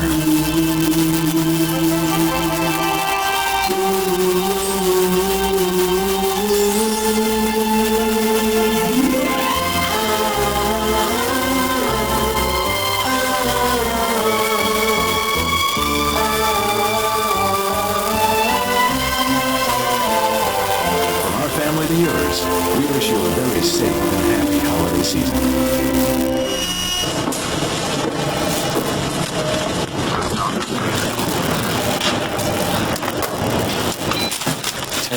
Cherry. Put your resume on Monster.com and see the kind of attention you get. This weekend at Zales, the diamond store, this exquisite 6-carat diamond line bracelet is just $9.99. At Zales stores nationwide or shop online at Zales.com.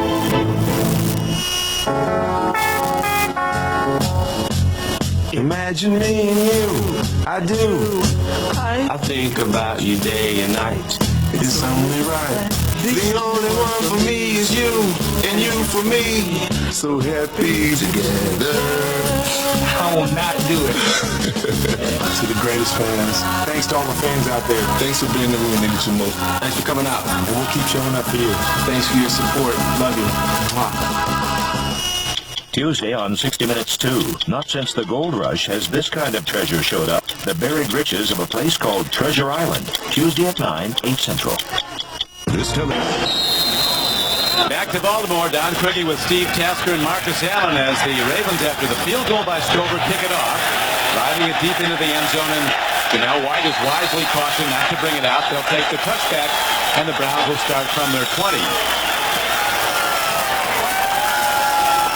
And now Brent Gilbert cheering the special teams play. They get it all working here in Baltimore. Honor. Sprint PCS, the clear alternative to cellular. And by American Express. With private payments from American Express, you can shop securely online.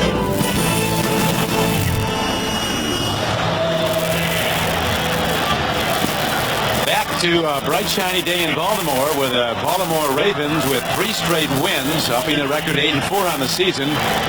Have now built this lead today to a commanding 34-7 as the greatest football figure in Baltimore history, John Unitas, on the sidelines. Sure, John's glad he's retired rather than playing against the Ravens defense. He got that right.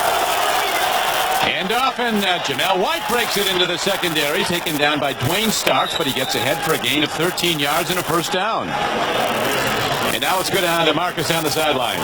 Well, thanks, Don. I've been in a game like this where you feel like you're down by the national deficit. Matter of fact, we're playing Steve Tasker's Buffalo Bills where they had us down 53-3 or something like that. But as a professional, you have to continue to play regardless of the circumstances, regardless of how far you're down. I talked to defensive back Corey Full of the Browns. He said exactly what the Browns are going to do. And that's what a professional is all about. Back upstairs, you guys. Thanks, Marcus. Well, that's how you build for the future. The effort has to be unrelenting no matter what the score, and the ball is thrown deep down. Was that a pickoff? He caught it out of bounds. There's the best catch of the day by Dwayne Starks, albeit on the white line as the long ball was thrown at David Patton. Spurgeon win with a long ball arm. That's right. He does have a strong arm. I was talking about what Marcus said. I was on the field in that 51-3 game, but that was a different team than the one we're seeing today. That team that I played on was a hey, the best defense is a good offense. This Raven team is the best defense wins. I mean, they have got a defense that can win games by itself, and you never see that. Look at that yardage difference since the first quarter. Here comes the rush now as the Ravens dig in. Wynn takes a look, jumps it off nicely, but it's dropped by Janelle White. Came in a bit low. And So that brings up third down. They gave the goose call. Big Tony Siragusa, the defensive tackle, got the rush on. There must be two number 52s out there. That Ray Lewis is here, there, and everywhere. You're exactly right. They got, you hear him called a lot of things, throwback linebacker, like an old school linebacker. I think the guy's state of the art. I think he's cutting edge technology. The number one pick of the Ravens back in '96. Lewis can run with the defensive backs. He's that fast. 250-pound middle backer. Here he comes. Lewis with his second sack of the day. We talked about his speed, and he gives us an illustration. Wow. And there's not much you can say. They bring the heat. They know they're going to have to throw the football. They put their ears back and rush the passer. You see Bailey coming on the outside and Lewis coming on the inside. And at the end, Mike McCrary goes low. They hit him with three different guys in the back of the pocket. You can't throw the football like that. Now drops back to his 10-yard line. He hits an unbelievable punt, driving Starks all the way back to the 21. And Starks with both arms on the ball. They teach that here. The Ravens don't cough the ball up because the people who carry it, whether they be returners or from scrimmage, they all have two arms on the ball. And there is John Unitas. Nobody's ever played the position better. You know me? Probably not. In my daily life, I like to be recognized. Hi. When I shop on the internet, I prefer a little privacy, which is why I use the American Express card. With private payments, I get the security of a unique number created for each purchase I make. It's just one of the ways American Express helps me protect my identity online. And soon they'll even help me surf the net anonymously, giving me the recognition I'm looking for. None. American Express. Don't leave home pages without it. A typical day for the IT manager. Everyone wants everything now. Luckily, CDW, your direct solutions provider, can custom configure computing solutions from 50,000 top name products. Like the HP Color LaserJet 4500. With the exceptional color quality and reliability of Hewlett-Packard Solutions, CDW will never leave you hanging. HP and CDW, the smart call for business.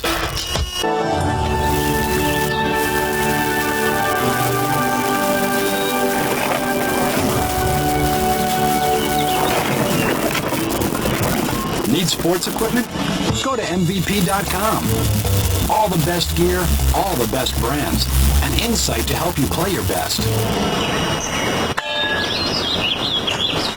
And right now, save up to 50% at our holiday sale. MVP.com. Gear up for sport. The NFL Insider. It's pure football, all season long. The NFL Insider. Pick up your copy at newsstands now. The NFL today. That's a bad call. On every frequency, he makes no sense. They're going to knock you in the mouth. Sundays on CBS. The Goose, Tony Siragusa, and he's really, Steve, what the Browns need in the future, a 300-plus pound defensive tackle run stuffer. They need a run stuffer, a big fire plug in the middle. Lewis is tripped up as he starts to come wide, and then he's cut on the cutback. He's taken down. Good play by Colonnade, number 93, who got an arm on him. And little or no gain on the play. They spot the ball, might have lost a yard. Yeah, he came through, got tackled up with his blockers up ahead of him and couldn't make the cut outside. You see there 27 rushes. This is a guy that's had in the last couple of weeks has been the biggest part of this offense of the year. I mean, this guy's carrying the load. Jamal Lewis, who's gone over 1,000 yards for the season with his effort here today. Dilfer on second down and just over 10. Gets some time, running out of it. Colonnade was on the run. And he turns it up the sideline and gets some yards as they're going to spot him out of bounds. Now let's see where they spot it as he's well short of a first down on a second down run. Got about 5. Hey, Don, you want to know how you get to be a head coach in the National Football League? This is it. You handle these quarterbacks. They were all recycled from someplace else. and you make them have their best years ever. Warren Moon, Brad Johnson, Randall Cunningham, Tony Banks. Brian Billick made those guys have a career year as a coordinator, and that's why he's a head coach now in the NFL. Well, Randall Cunningham under Billick in '98 at Minnesota engineered the highest scoring offense in NFL history. Say that Billick has 8,000 plays in his computer, 8,000 offensive plays. How can you have that many as a first down throw is made to Kadri Ismail? 10-yard gain. You got to have a big computer. That's how many plays you store him around. And Trent Dilfer, he's not a mobile runner. He ran for 5 yards on the play before this. He's just mobile enough to come out of the pocket and still find Kadri Ismail. And this is a good receiver. Comes back down the line of scrimmage, comes back towards the quarterback. Just give him some place to throw the football. And a lot of times that's all it takes. Romeo Crennel, the defensive coordinator of the Browns, trying to find schemes that can slow up the Ravens offense. We talk about 8,000 plays. I mean, how can you have 8,000 variations? This isn't astrophysics. Well, there's a lot of things you can't control, a lot of different formations. But 8,000? Here is a throw on a first down play, and it's down close to the 45-yard line. A gain of 6 to tight end Shannon Sharp, who has really been an important acquisition. This is a great guy to have in your football team, Sharp. Not just because of his all-pro production every year, but he's a leader. This guy has fun at practice. He's always laughing and smiling. You're exactly right. These are the last 3 games, 20 catches, 259 yards in 3 games and 3 touchdowns. And not only is he a great receiver, as you mentioned, obviously he's productive. This guy's a presence in the locker room. He's been to the Super Bowl, has won the Super Bowl. He goes to the Pro Bowl. He's a leader. Of course, he helped the Denver Broncos win those back-to-back Super Bowls. Hand off on second down and a long 3, almost 4. And Lewis takes it ahead. Jamal Lewis again pushes back the pile and drives the Browns defense back. It's a first down for Baltimore. Yeah, and right there in the bottom of the pile was Shannon Sharp, blocking as a tight end. He's known as a receiver, but laying at the bottom of the pile in front of Jamal Lewis, helping out in the run game. And this is a group of people, this team for the Ravens, it's got a personality now. They've got an identity, and it has really made the difference for them. Dilfer now looks like he might be changing the play. Basic throw set with an eye backfield. There's a play that works. Jamal Lewis right up the middle as he crashes down inside the 35-yard line. And Wally Rayner gets a little exuberant. Picking his feet is Jonathan Ogden. Ogden is unbelievable. Jonathan Ogden leading the blocking here. You see there as he came through, and this is Wally Rayner, number 58, giving him a little bit, giving him a business there. It's more than a little business. It's enough to get you thrown out. That's what happens when you're getting run up. Yeah, temperature's short when you're on the short end of this. Ogden, the left tackle, he knocks somebody back 7 or 8 yards in every play. As Chris Holmes now runs the ball for a first down. Yeah, one of the things they do, Jonathan Ogden, what he does is he'll come off Don and he'll just cave in the side of the line. Anybody inside him, if he wants to, he'll just push him to the other side of the field. And now their tempers are really getting short. But this is the Ravens team that when they want to run the football, they run it left. Jonathan Ogden takes like a snowplow and pushes everybody to the right. Ogden is an extraordinary physical specimen, 6'8", 350 pounds. He's also genius-level IQ. Yeah. He had the highest Wonderlic score in the entire draft of all the however many zillion players they checked and gave the intelligence test to. So this guy is Superman in a football suit. Priest Holmes runs the ball. Ahead for 8 yards. There's an argument to be made that Jonathan Ogden is the best player in the National Football League at any position. Well, I think that he is at this point. The thing is between Jonathan Ogden and Tony Baselli down in Jacksonville. But right now, Ogden is better. Watch how he just moves around. Look, he looks back, see, where's my running back? Okay, there he is. Now he's by. I mean, it's like he's not even trying. Are you kidding me? That's Keith McKenzie, who's having a great year that he's blocking. And it's as if he's not challenged. Well, he's very under control. I mean, he makes it look easy. He's just such an extraordinary player. Now, Dilfer has problems, does get the ball away, and does well to throw it away as the heat was on from Keith McKenzie. And he's getting a nice round of ovation for not doing something silly with the football, like taking the big sack or throwing the interception.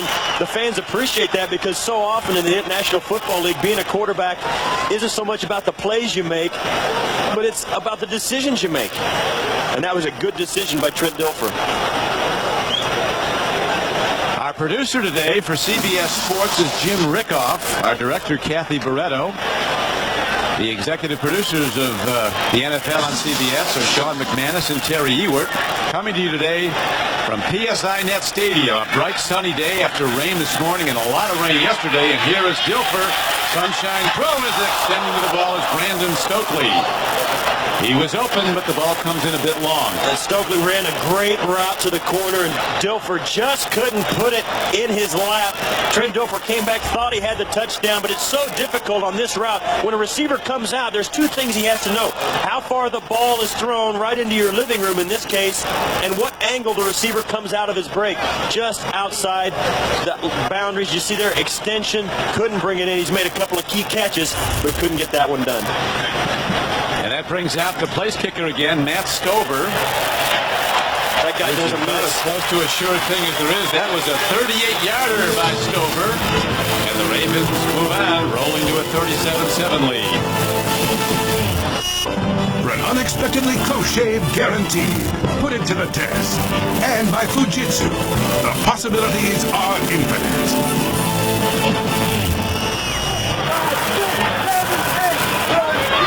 To Baltimore, another field goal, knocked up and through by Matt Stover, who's now hit 49 of his last 52 over 2 years, Steve. I'll tell you what, kickers would love a career like that. Here's the kickoff return by Jamel White, and he's taken down at about the 30-yard line, and there the Browns will try again an offense, first down and 10. Saturday, CBS Sports presents a primetime special, Ice Wars, USA versus the World. The feature will be some of the greatest skaters to ever grace the ice, including Brian Boitano, Christy Yamaguchi, Katarina Witt, and Kurt Browning. That's Saturday at 9 Eastern, 8 Central on CBS. There is Doug Peterson, starting quarterback for the Browns today, under fire after a great opening series when he led the Browns to a touchdown. Now Spurgeon Wynn has come in, the rookie from Texas. Southwest Texas State. The throw comes to the near side, and it's incomplete. Attempted to David Patton. You got to think Spurgeon Wynn knows how tough it's going to be for him to play well today, but he wants, this is a guy they love to get a look at. They want him to come out and play. He's got an arm, but you see there, the ball comes out early. It's a good thing it wasn't on target because Cornell Brown was standing right in the path between the receiver and the quarterback. This defense is everywhere. Wynn has thrown the ball 4 times. He's completed just 1 for a 6-yard gain. Second down and 10. To the run, and they go to Travis Prentice. Brown fans all know his story. The Ravens fans may not. Travis Prentice scored 468 points in college at Miami of Ohio. As we go to New York into Jim Nantz. All right, let me show you a beautiful pass here for a touchdown. Cordell Stewart to Robert Bobby Shaw, right into the jaws of that Cincinnati defense. And Jerome Bettis just added a touchdown as well. 38-21 Steelers. Let's go back to Dynasty. Thank you, Jim. Steelers in a must-win situation, probably the rest of the way if they're to get in. On 39, Wynn takes a look. They get a hand on him. And Wynn is knocked down at the 26-yard line. The 5th sack of the day for the Ravens defense. That was a defensive back, 38, James Trapp. We got to him. Spurgeon Wynn got in the backfield. He had guys coming all over. James Trapp and Rob Burnett came back. In fact, Rob Burnett ended up with Spurgeon Wynn's shoe in his hand. Watch here. He steps away from Trapp. Then here comes Burnett. Watch as the shoe pops off. Burnett ends up holding it. This defense is good enough to undress you, Don. Well, they can take you apart. Here's the punt downfield, and Dwayne Starks looks for a place to go, and a very good cover. This guy, Tarek Salas, is maybe as good as anybody in the league at covering kicks. 45-yard punt, just a 3-yard return. Dilfer's day of work is done for the day as he's on the sideline now. Coach Billick, Tony Banks, who was the starter in the first half of the season, called by his coach Billick before the season, the key to our season. And he gives off to Jamel Lewis. Jamel Lewis has now rushed for 660 yards in the last 5 games. And that translates over a 16-game season. He's been doing this from the outset to 2,000 yards rushing. It's a rookie. He went over 1,000 yards for the season today. There's Jamel Lewis, who today has run the ball 30 times for 171 yards. And that'll be the end of his day as he comes off the field, unstraps it, a little smile there. It never gets any better than that, Don, when you come out of a game when it's already won. And it's in the third quarter. And off and running the ball is Priest Holmes, who's been a very good back for the Ravens, a career 4.7 per carry rusher. This is the touchdowns to start out. This is the 1-yard run by Jamal Lewis. Then the throw to Sam Gash wide open. And then the big play to Patrick Johnson. Then, of course, the big bust out by Jamal Lewis to really put the icing on the cake for the first half. And then you sprinkle in a couple of field goals, and you've got a 37-7 score. Started fast for the Browns today. They led 7-0, and now here is a throw downfield as Banks comes in low to Brandon Stoker. So Banks, these Raven fans remember the long drought without a touchdown with him at quarterback. When this team really looked to be in trouble at one point in the season. They were 5-3 when he left the lineup. And since then, they've now built to an 8-4 record. And they went through a stretch of, I believe, 5 games that they did not score a touchdown in. It's a good thing they've got Matt Stouffer on their team, or they wouldn't have been 5-3. The punt hit far downfield by Kyle Richardson. Dennis Northcutt fields the ball. Northcutt, who was an All-American kick returner at Arizona last year, shows his stuff as he turns the corner and gets out of bounds across the 25-yard line. Anthony Davis runs him out as Jamal Lewis, who was the high school player of the year in the state of Georgia, rated by some the #1 high school prospect in the country at any position when he came out of Douglas High School and went to the University of Tennessee. And I think the interesting thing about Jamal Lewis is he's starting to play well at just the right time. This team struggled through 8 games in the first. They managed the first half of the season. They managed to win a lot of them because of their defense. But now their offense has emerged, and this is a team that seems poised on the brink of greatness. I think their defense has gotten to that greatness level. First down, Browns. Spurgeon win.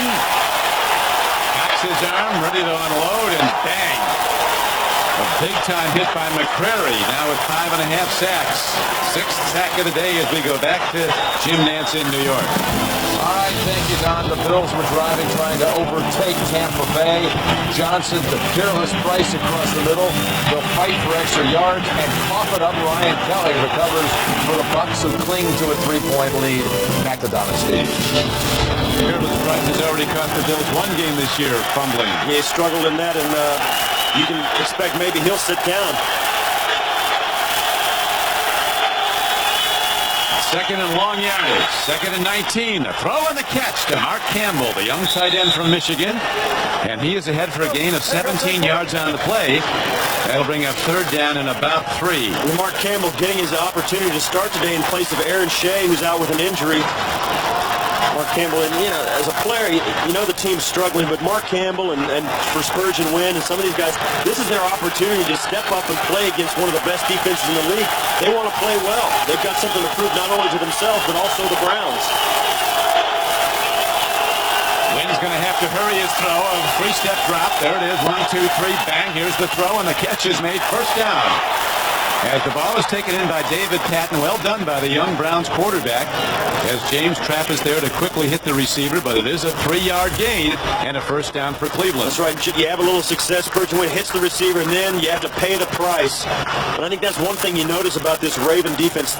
If you have some success, you pay for it.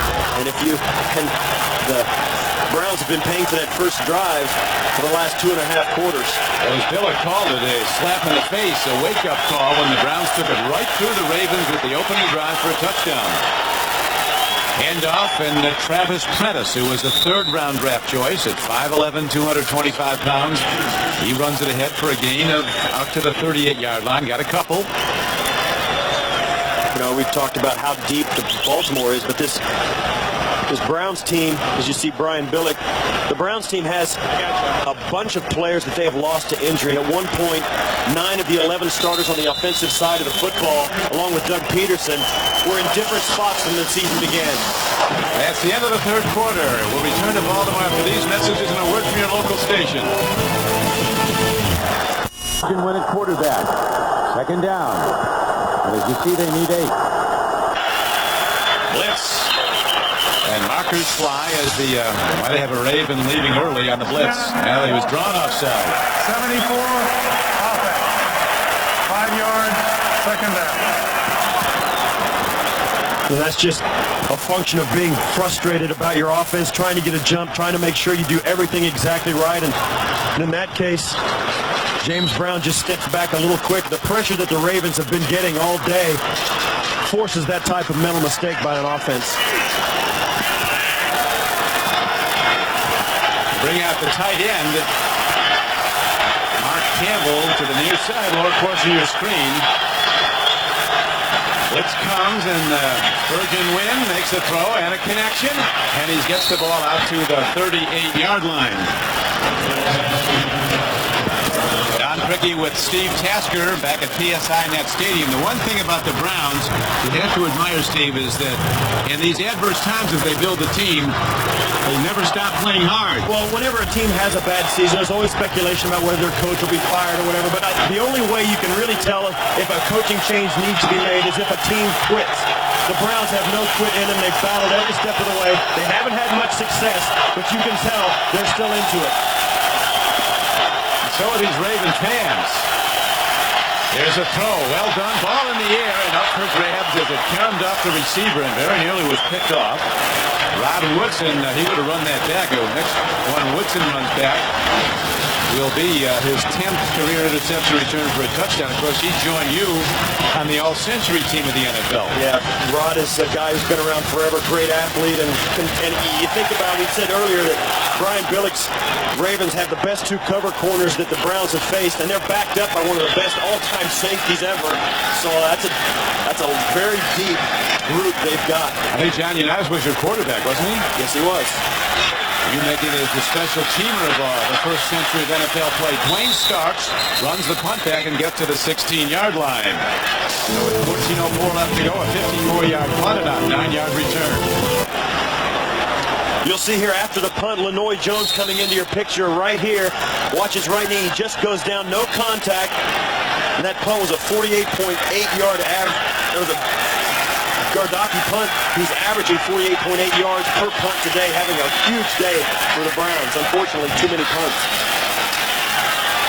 Here is a throw by Banks, a well-thrown ball as he makes a strike on the run to Brandon Stokely for a 14-yard gain.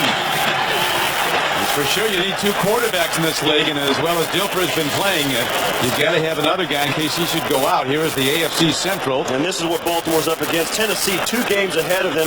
But Baltimore has beaten Tennessee once already by 1 point a few weeks ago. Pittsburgh is also winning big today, so it's becoming a horse race, and these Baltimore Ravens are pulling within a neck of the lead. The Ravens would go to 9-4 if they win today, and the bye week coming up next. And they'd be favored for every game they play the rest of the regular season. Marvin Lewis, the defensive coordinator for the Ravens, he is a guy that's going to be looked at very closely by a lot of teams as a potential head coach, and certainly should be looked at. Coming up next on CBS, it's doubleheader action. As many of you will see an AFC East battle as Peyton Manning leads the Colts against the Miami Dolphins. Others of you will see an AFC Central matchup, a rematch actually of last year's AFC title game as the Titans take on the Jaguars at Jacksonville. There's a, won't call it hatred, but a morbid dislike. Here is a throw and a catch. Well done. As taking the ball in is Billy Davis. Billy Davis and Brandon Stokely in the game. So is John Jones, the third tight end. Tony Banks, this is the 2nd string Ravens coming out on offense. pretty good backup unit. That was really good for 28 yards. And it's key because, sooner or later, these guys are going to have to step in and play in a crucial situation. Probably later this year, maybe even in the playoffs if the Ravens continue on. But this is all stuff that is absolutely vital to the success of a team down the road, getting these guys some experience.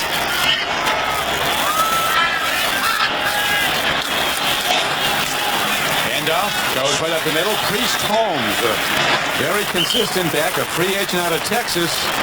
A straight line runner gets 7 as we go back to Fifth Avenue.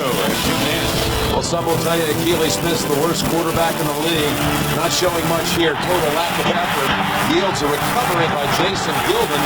Pittsburgh runs it in. They're running away from the Bengals. Fourth quarter. Back to Donna Stadium. Wow.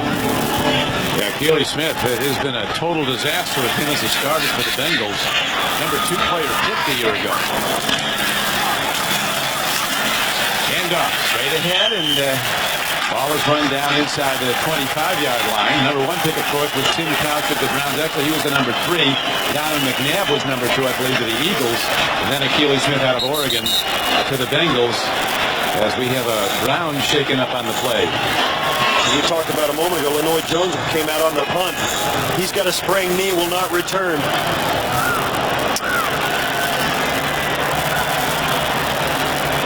On CBS is sponsored by Levi's Jeans. Make them your own. E-Trade, it's your money. And by Cadillac, the power of and. The fusion of design and technology.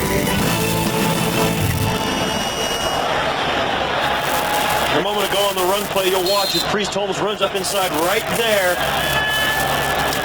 Gets the knee of Mike Thompson, who was the guy who was helped off the football field. You see there he's on the sideline being attended to. Meanwhile, the Ravens methodically drive on. After leading 31-7 at the half, they now lead 37-7. And they go to Priest Holmes, the backup runner who takes it straight ahead and gets down to the 20-yard line. Lenoy Jones on the sideline. This guy has been really, not only from special teams, but from scrimmage. I mean, he was really a dominant player when we saw him against the Cardinals. That's exactly right. He's all over the field. He runs extremely well, covers a lot of ground. That's why he's a good special teams player. He's big, vicious, and he can really run. And they're going to miss guys like that. That's the kind of depth that the Browns cannot continue to lose and still be effective. Ravens offense under wraps in the second half. Ryan Billick called off a long passing game pretty much. They're just going straight ahead runs like this. The Priest Holmes, who turns the corner, turns inside the 10-yard line. And he has a first down for the Ravens down close to the 5 as he gets 12 yards on the play. For the most complete NFL coverage, including game-by-game analysis and potential playoff scenarios, click on NFL at CBS.sportsline.com. Oh, no, it's getting that time of year. If they win and we lose, they might go to the playoffs. It's that time of year where you have to, all the scenarios about this team wins, that team loses. That's kind of the fun part of the year, I guess. But, man, you got to be a mathematician. Well, it's one of the reasons the NFL is by far and away, nothing even comes close to number 1 spectator sport in America. Dominating television ratings in sports is because every game is important. Every game affects every other game. You're exactly right. Playoff standpoint. Well, there's only 16 games in the regular season. They all count. Even at this late stage, there's such parity in the National Football League. As you see the numbers for Priest Holmes in a backup role today, has had a good day. But the games are so important because there's such parity. You get deeper and deeper into the regular season as we are getting now, and almost nobody's eliminated. Yeah, I prefer actually, Steve, to call it balance. This Ravens team now, the Lombardi Packers, I saw them. They were great. The Ravens team beat them 80-0. They never scored. You're exactly right. They had 260-pound offensive tackles and no speed compared to what's in the league today. The players now are so far beyond anything that's ever been in this league. Well, think about the mind-boggling. Forget the Ravens. The Browns would beat those Packers. The Browns are on the short end of the stick today, 37-7. They would have beaten that old Packers team. I mean, that's not taking away from any of the great players that were in that situation. As we see a turnover here. And the Browns are beneficiaries. They come up with the ball. That's the middle backer, Wally Rayner.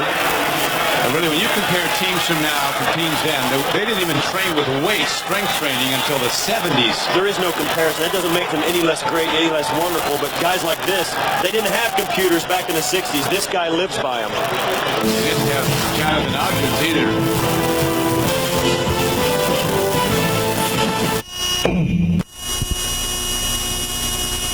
Drive. And now Spurgeon Wynn, the rookie quarterback, tries to get Cleveland out of the hole deep in the Browns zone end.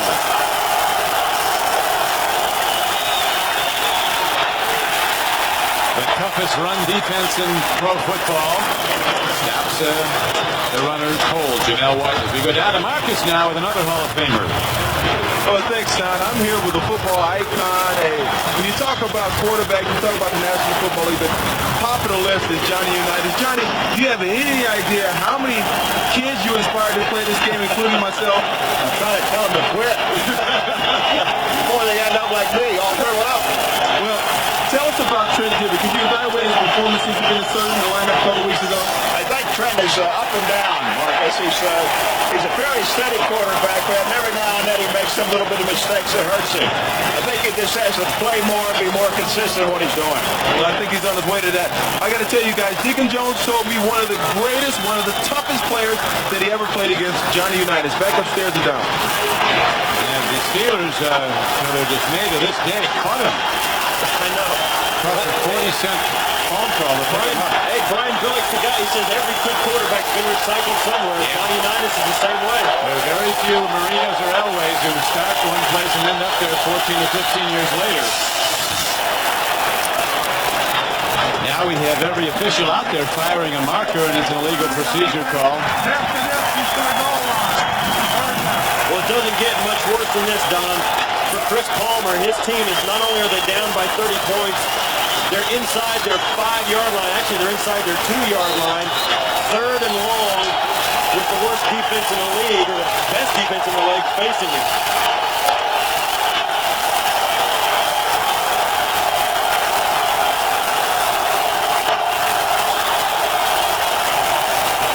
Wynn fires from the end zone. He's intercepted.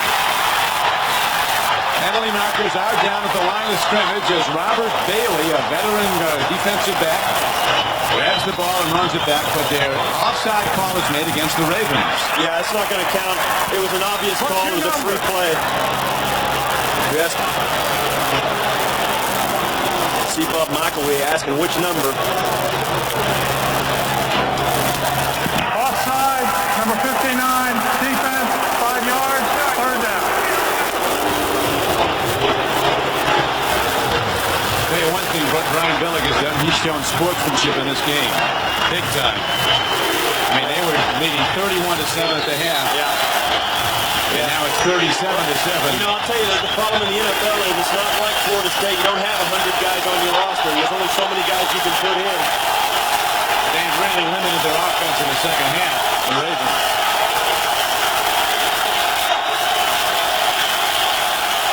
Third down. Wynn from his end zone. Dumps it over the middle. The ball is caught by Janelle White, but he's quickly swept under. There's just nothing there against this defense. Bolware was there, so was number 90, Rob Burnett. There's a loss of 2 yards on the play. Game clock ticking down to 7.5 minutes to play. This defense for the Ravens is so well schooled. It's as though as soon as Spurgeon Wynn dropped back, the keys that the Ravens had to read were read, and they knew that the screen pass was coming, and they were waiting on it. They're just one step ahead of the offense at every turn. Wayne Starks back standing at midfield as Gargappi gets up to punt. Booms the ball again. What a charge he puts into it. Here comes Starks. Slips inside. He gets a channel of blockers. He's inside the 40 and the 30 and the 20 and the 15 and the 10. And he's down to the 6-yard line. No flags. No flags are down indeed. A superior special teams play by the Ravens. Well, Don, what happens on that is a 48-yard punt. Every time a punter's in his own end zone, his rule is just kick it as far away as you can, but the ball doesn't stay in the air long enough for the coverage to get down there, and then Starks makes 2 guys miss, and he's down the sidelines. That As a result, after the 48-yard punt, it was only in the air. It was in the air less than 3 seconds, and that's all it takes. Yeah, but there was a 48-yard return also. The punt was net 0 yards. And the Ravens now will run the ball. Chris Redmond is in his quarterback, who played at Johnny Unitas' alma mater, University of Louisville. And here's a shot put on by Jameer Miller as Priest Holmes run the ball. This kid is going to be real good. Number 7 is in his quarterback now for the Ravens. Chris Redmond, in fact, he won the Unitas Golden Arm Award as the top quarterback in college football last year. Well, this is the type of game, and let's face it, this is a luxury for the Baltimore Ravens to be able to put guys in at this point, give the starters and some of the key players an afternoon off, or at least a half of a football game off going into the bye week. And there's Chris Redmond, his numbers. And you're right, Don.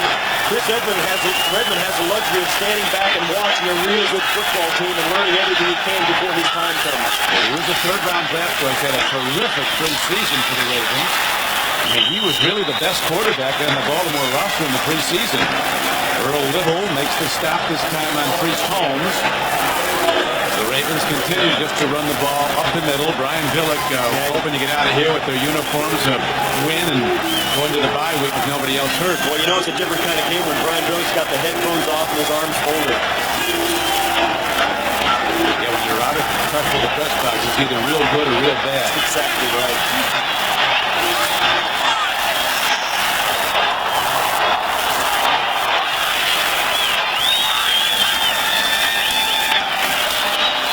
Priest Holmes reverses, heads for the end zone, and goes in. And Billick has to cheer that. And Chris Palmer really, he just one stunning blow after another. Looks like they had the runner trapped. That's all you can do is just walk. I mean, they had the play snapped off at the point of attack. It's just a good individual effort by Priest Holmes. Watch here. Right there, the play's supposed to go, but Jameer Miller slices in, loses contained. Priest Holmes takes advantage of it. It's a foot race.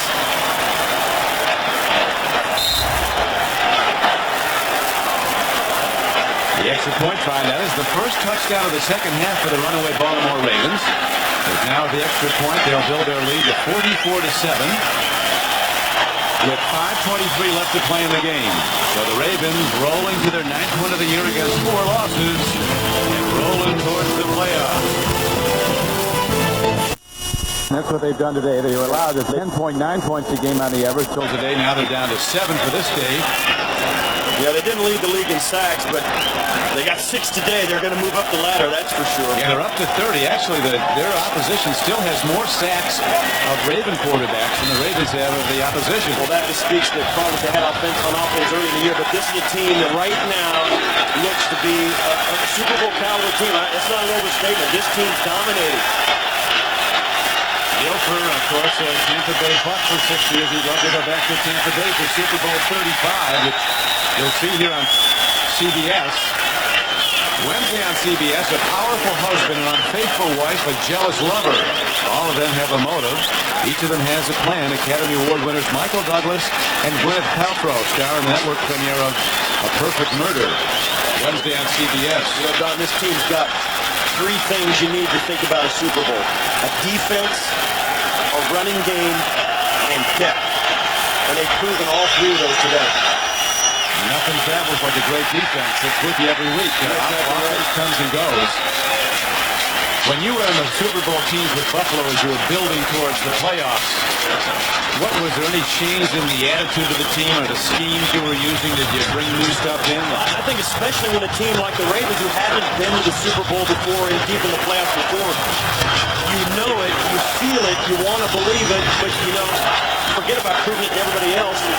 You think you're good enough, you're playing like you're good enough, but you don't know it until you do it. And right now the Ravens are playing like they believe it already. Well, they're ready to let the good times roll in Baltimore, a city that has not hosted an NFL playoff game in 23 years. as the Browns show some life. And Travis Pettis, the rookie, rides straight ahead. Rod Woodson brings him down. One more thing about what we were talking about, Don, is it's different today as we were talking about years and years ago. But now today, the Ravens can go out and get a guy like Shannon Sharp who's been to the Super Bowl. He can tell his teammates, guys, it doesn't get any better than this. We are good enough to be there because I've been there and seen what it takes. And that carries a lot of weight in the locker room. Free agency has done one good thing for these playoff teams. They can go out and get guys who've been there. You can do that if you have the cap money. Marvin Lewis maybe said it best. He said, we got our swagger back in the last month. Right time that time. Starks has trouble with the punt. He does field it and recover it. And the Ravens go on offense now with 3:17 left to go. Content to run the ball and run the clock. Tuesday on CBS, everyone... Lewis done for the day after a fantastic running performance. The last 3 or 4 weeks, that guy's really emerged just at the right time. Well, he had 187 last week against the Cowboys, 187 yards rushing, 170 yards today. Reese Holmes, his backup, gets the call. Starting this day, the 2001 draft, next April's NFL draft. The draft order looked like this: the Chargers, the Bengals, the Browns, the Falcons, and the Cardinals. Among the needs of the Browns are certainly offensive line. There's a great tackle coming out of Texas, Leonard Davis. There's Spurgeon Wynn looking on. They also want to get possibly a frontline runner. That's exactly right. They need to get bigger and deeper on both the line, defense and offense.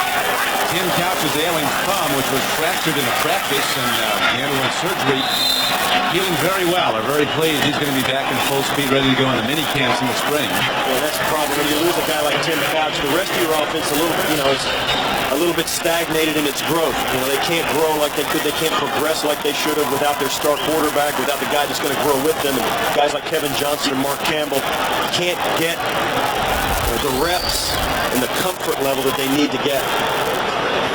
And also Ty Detmer recovering well. He suffered a rupture in an Achilles tendon in a preseason game against the Bears. It's now two quarterbacks. Winners tell jokes.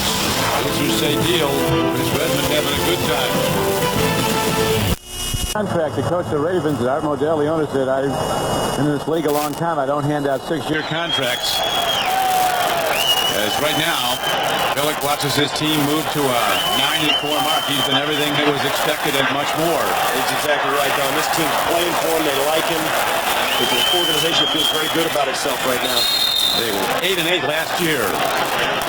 Bill George, our CBS statistician, totaling the numbers, and here is what the Ravens look like vis-a-vis the 76 Steelers, the famed steel curtain defense. This is why everybody's raving about this Ravens defense. 241 yards per game, giving up just 64.7 yards rushing per game, less than 11 points a game. They've got 4 shutouts, and 2 of the 5 shutouts for that steel curtain defense were in the playoffs. The Ravens defense also, Steve, has not allowed a 100-yard rusher in the last 30 games.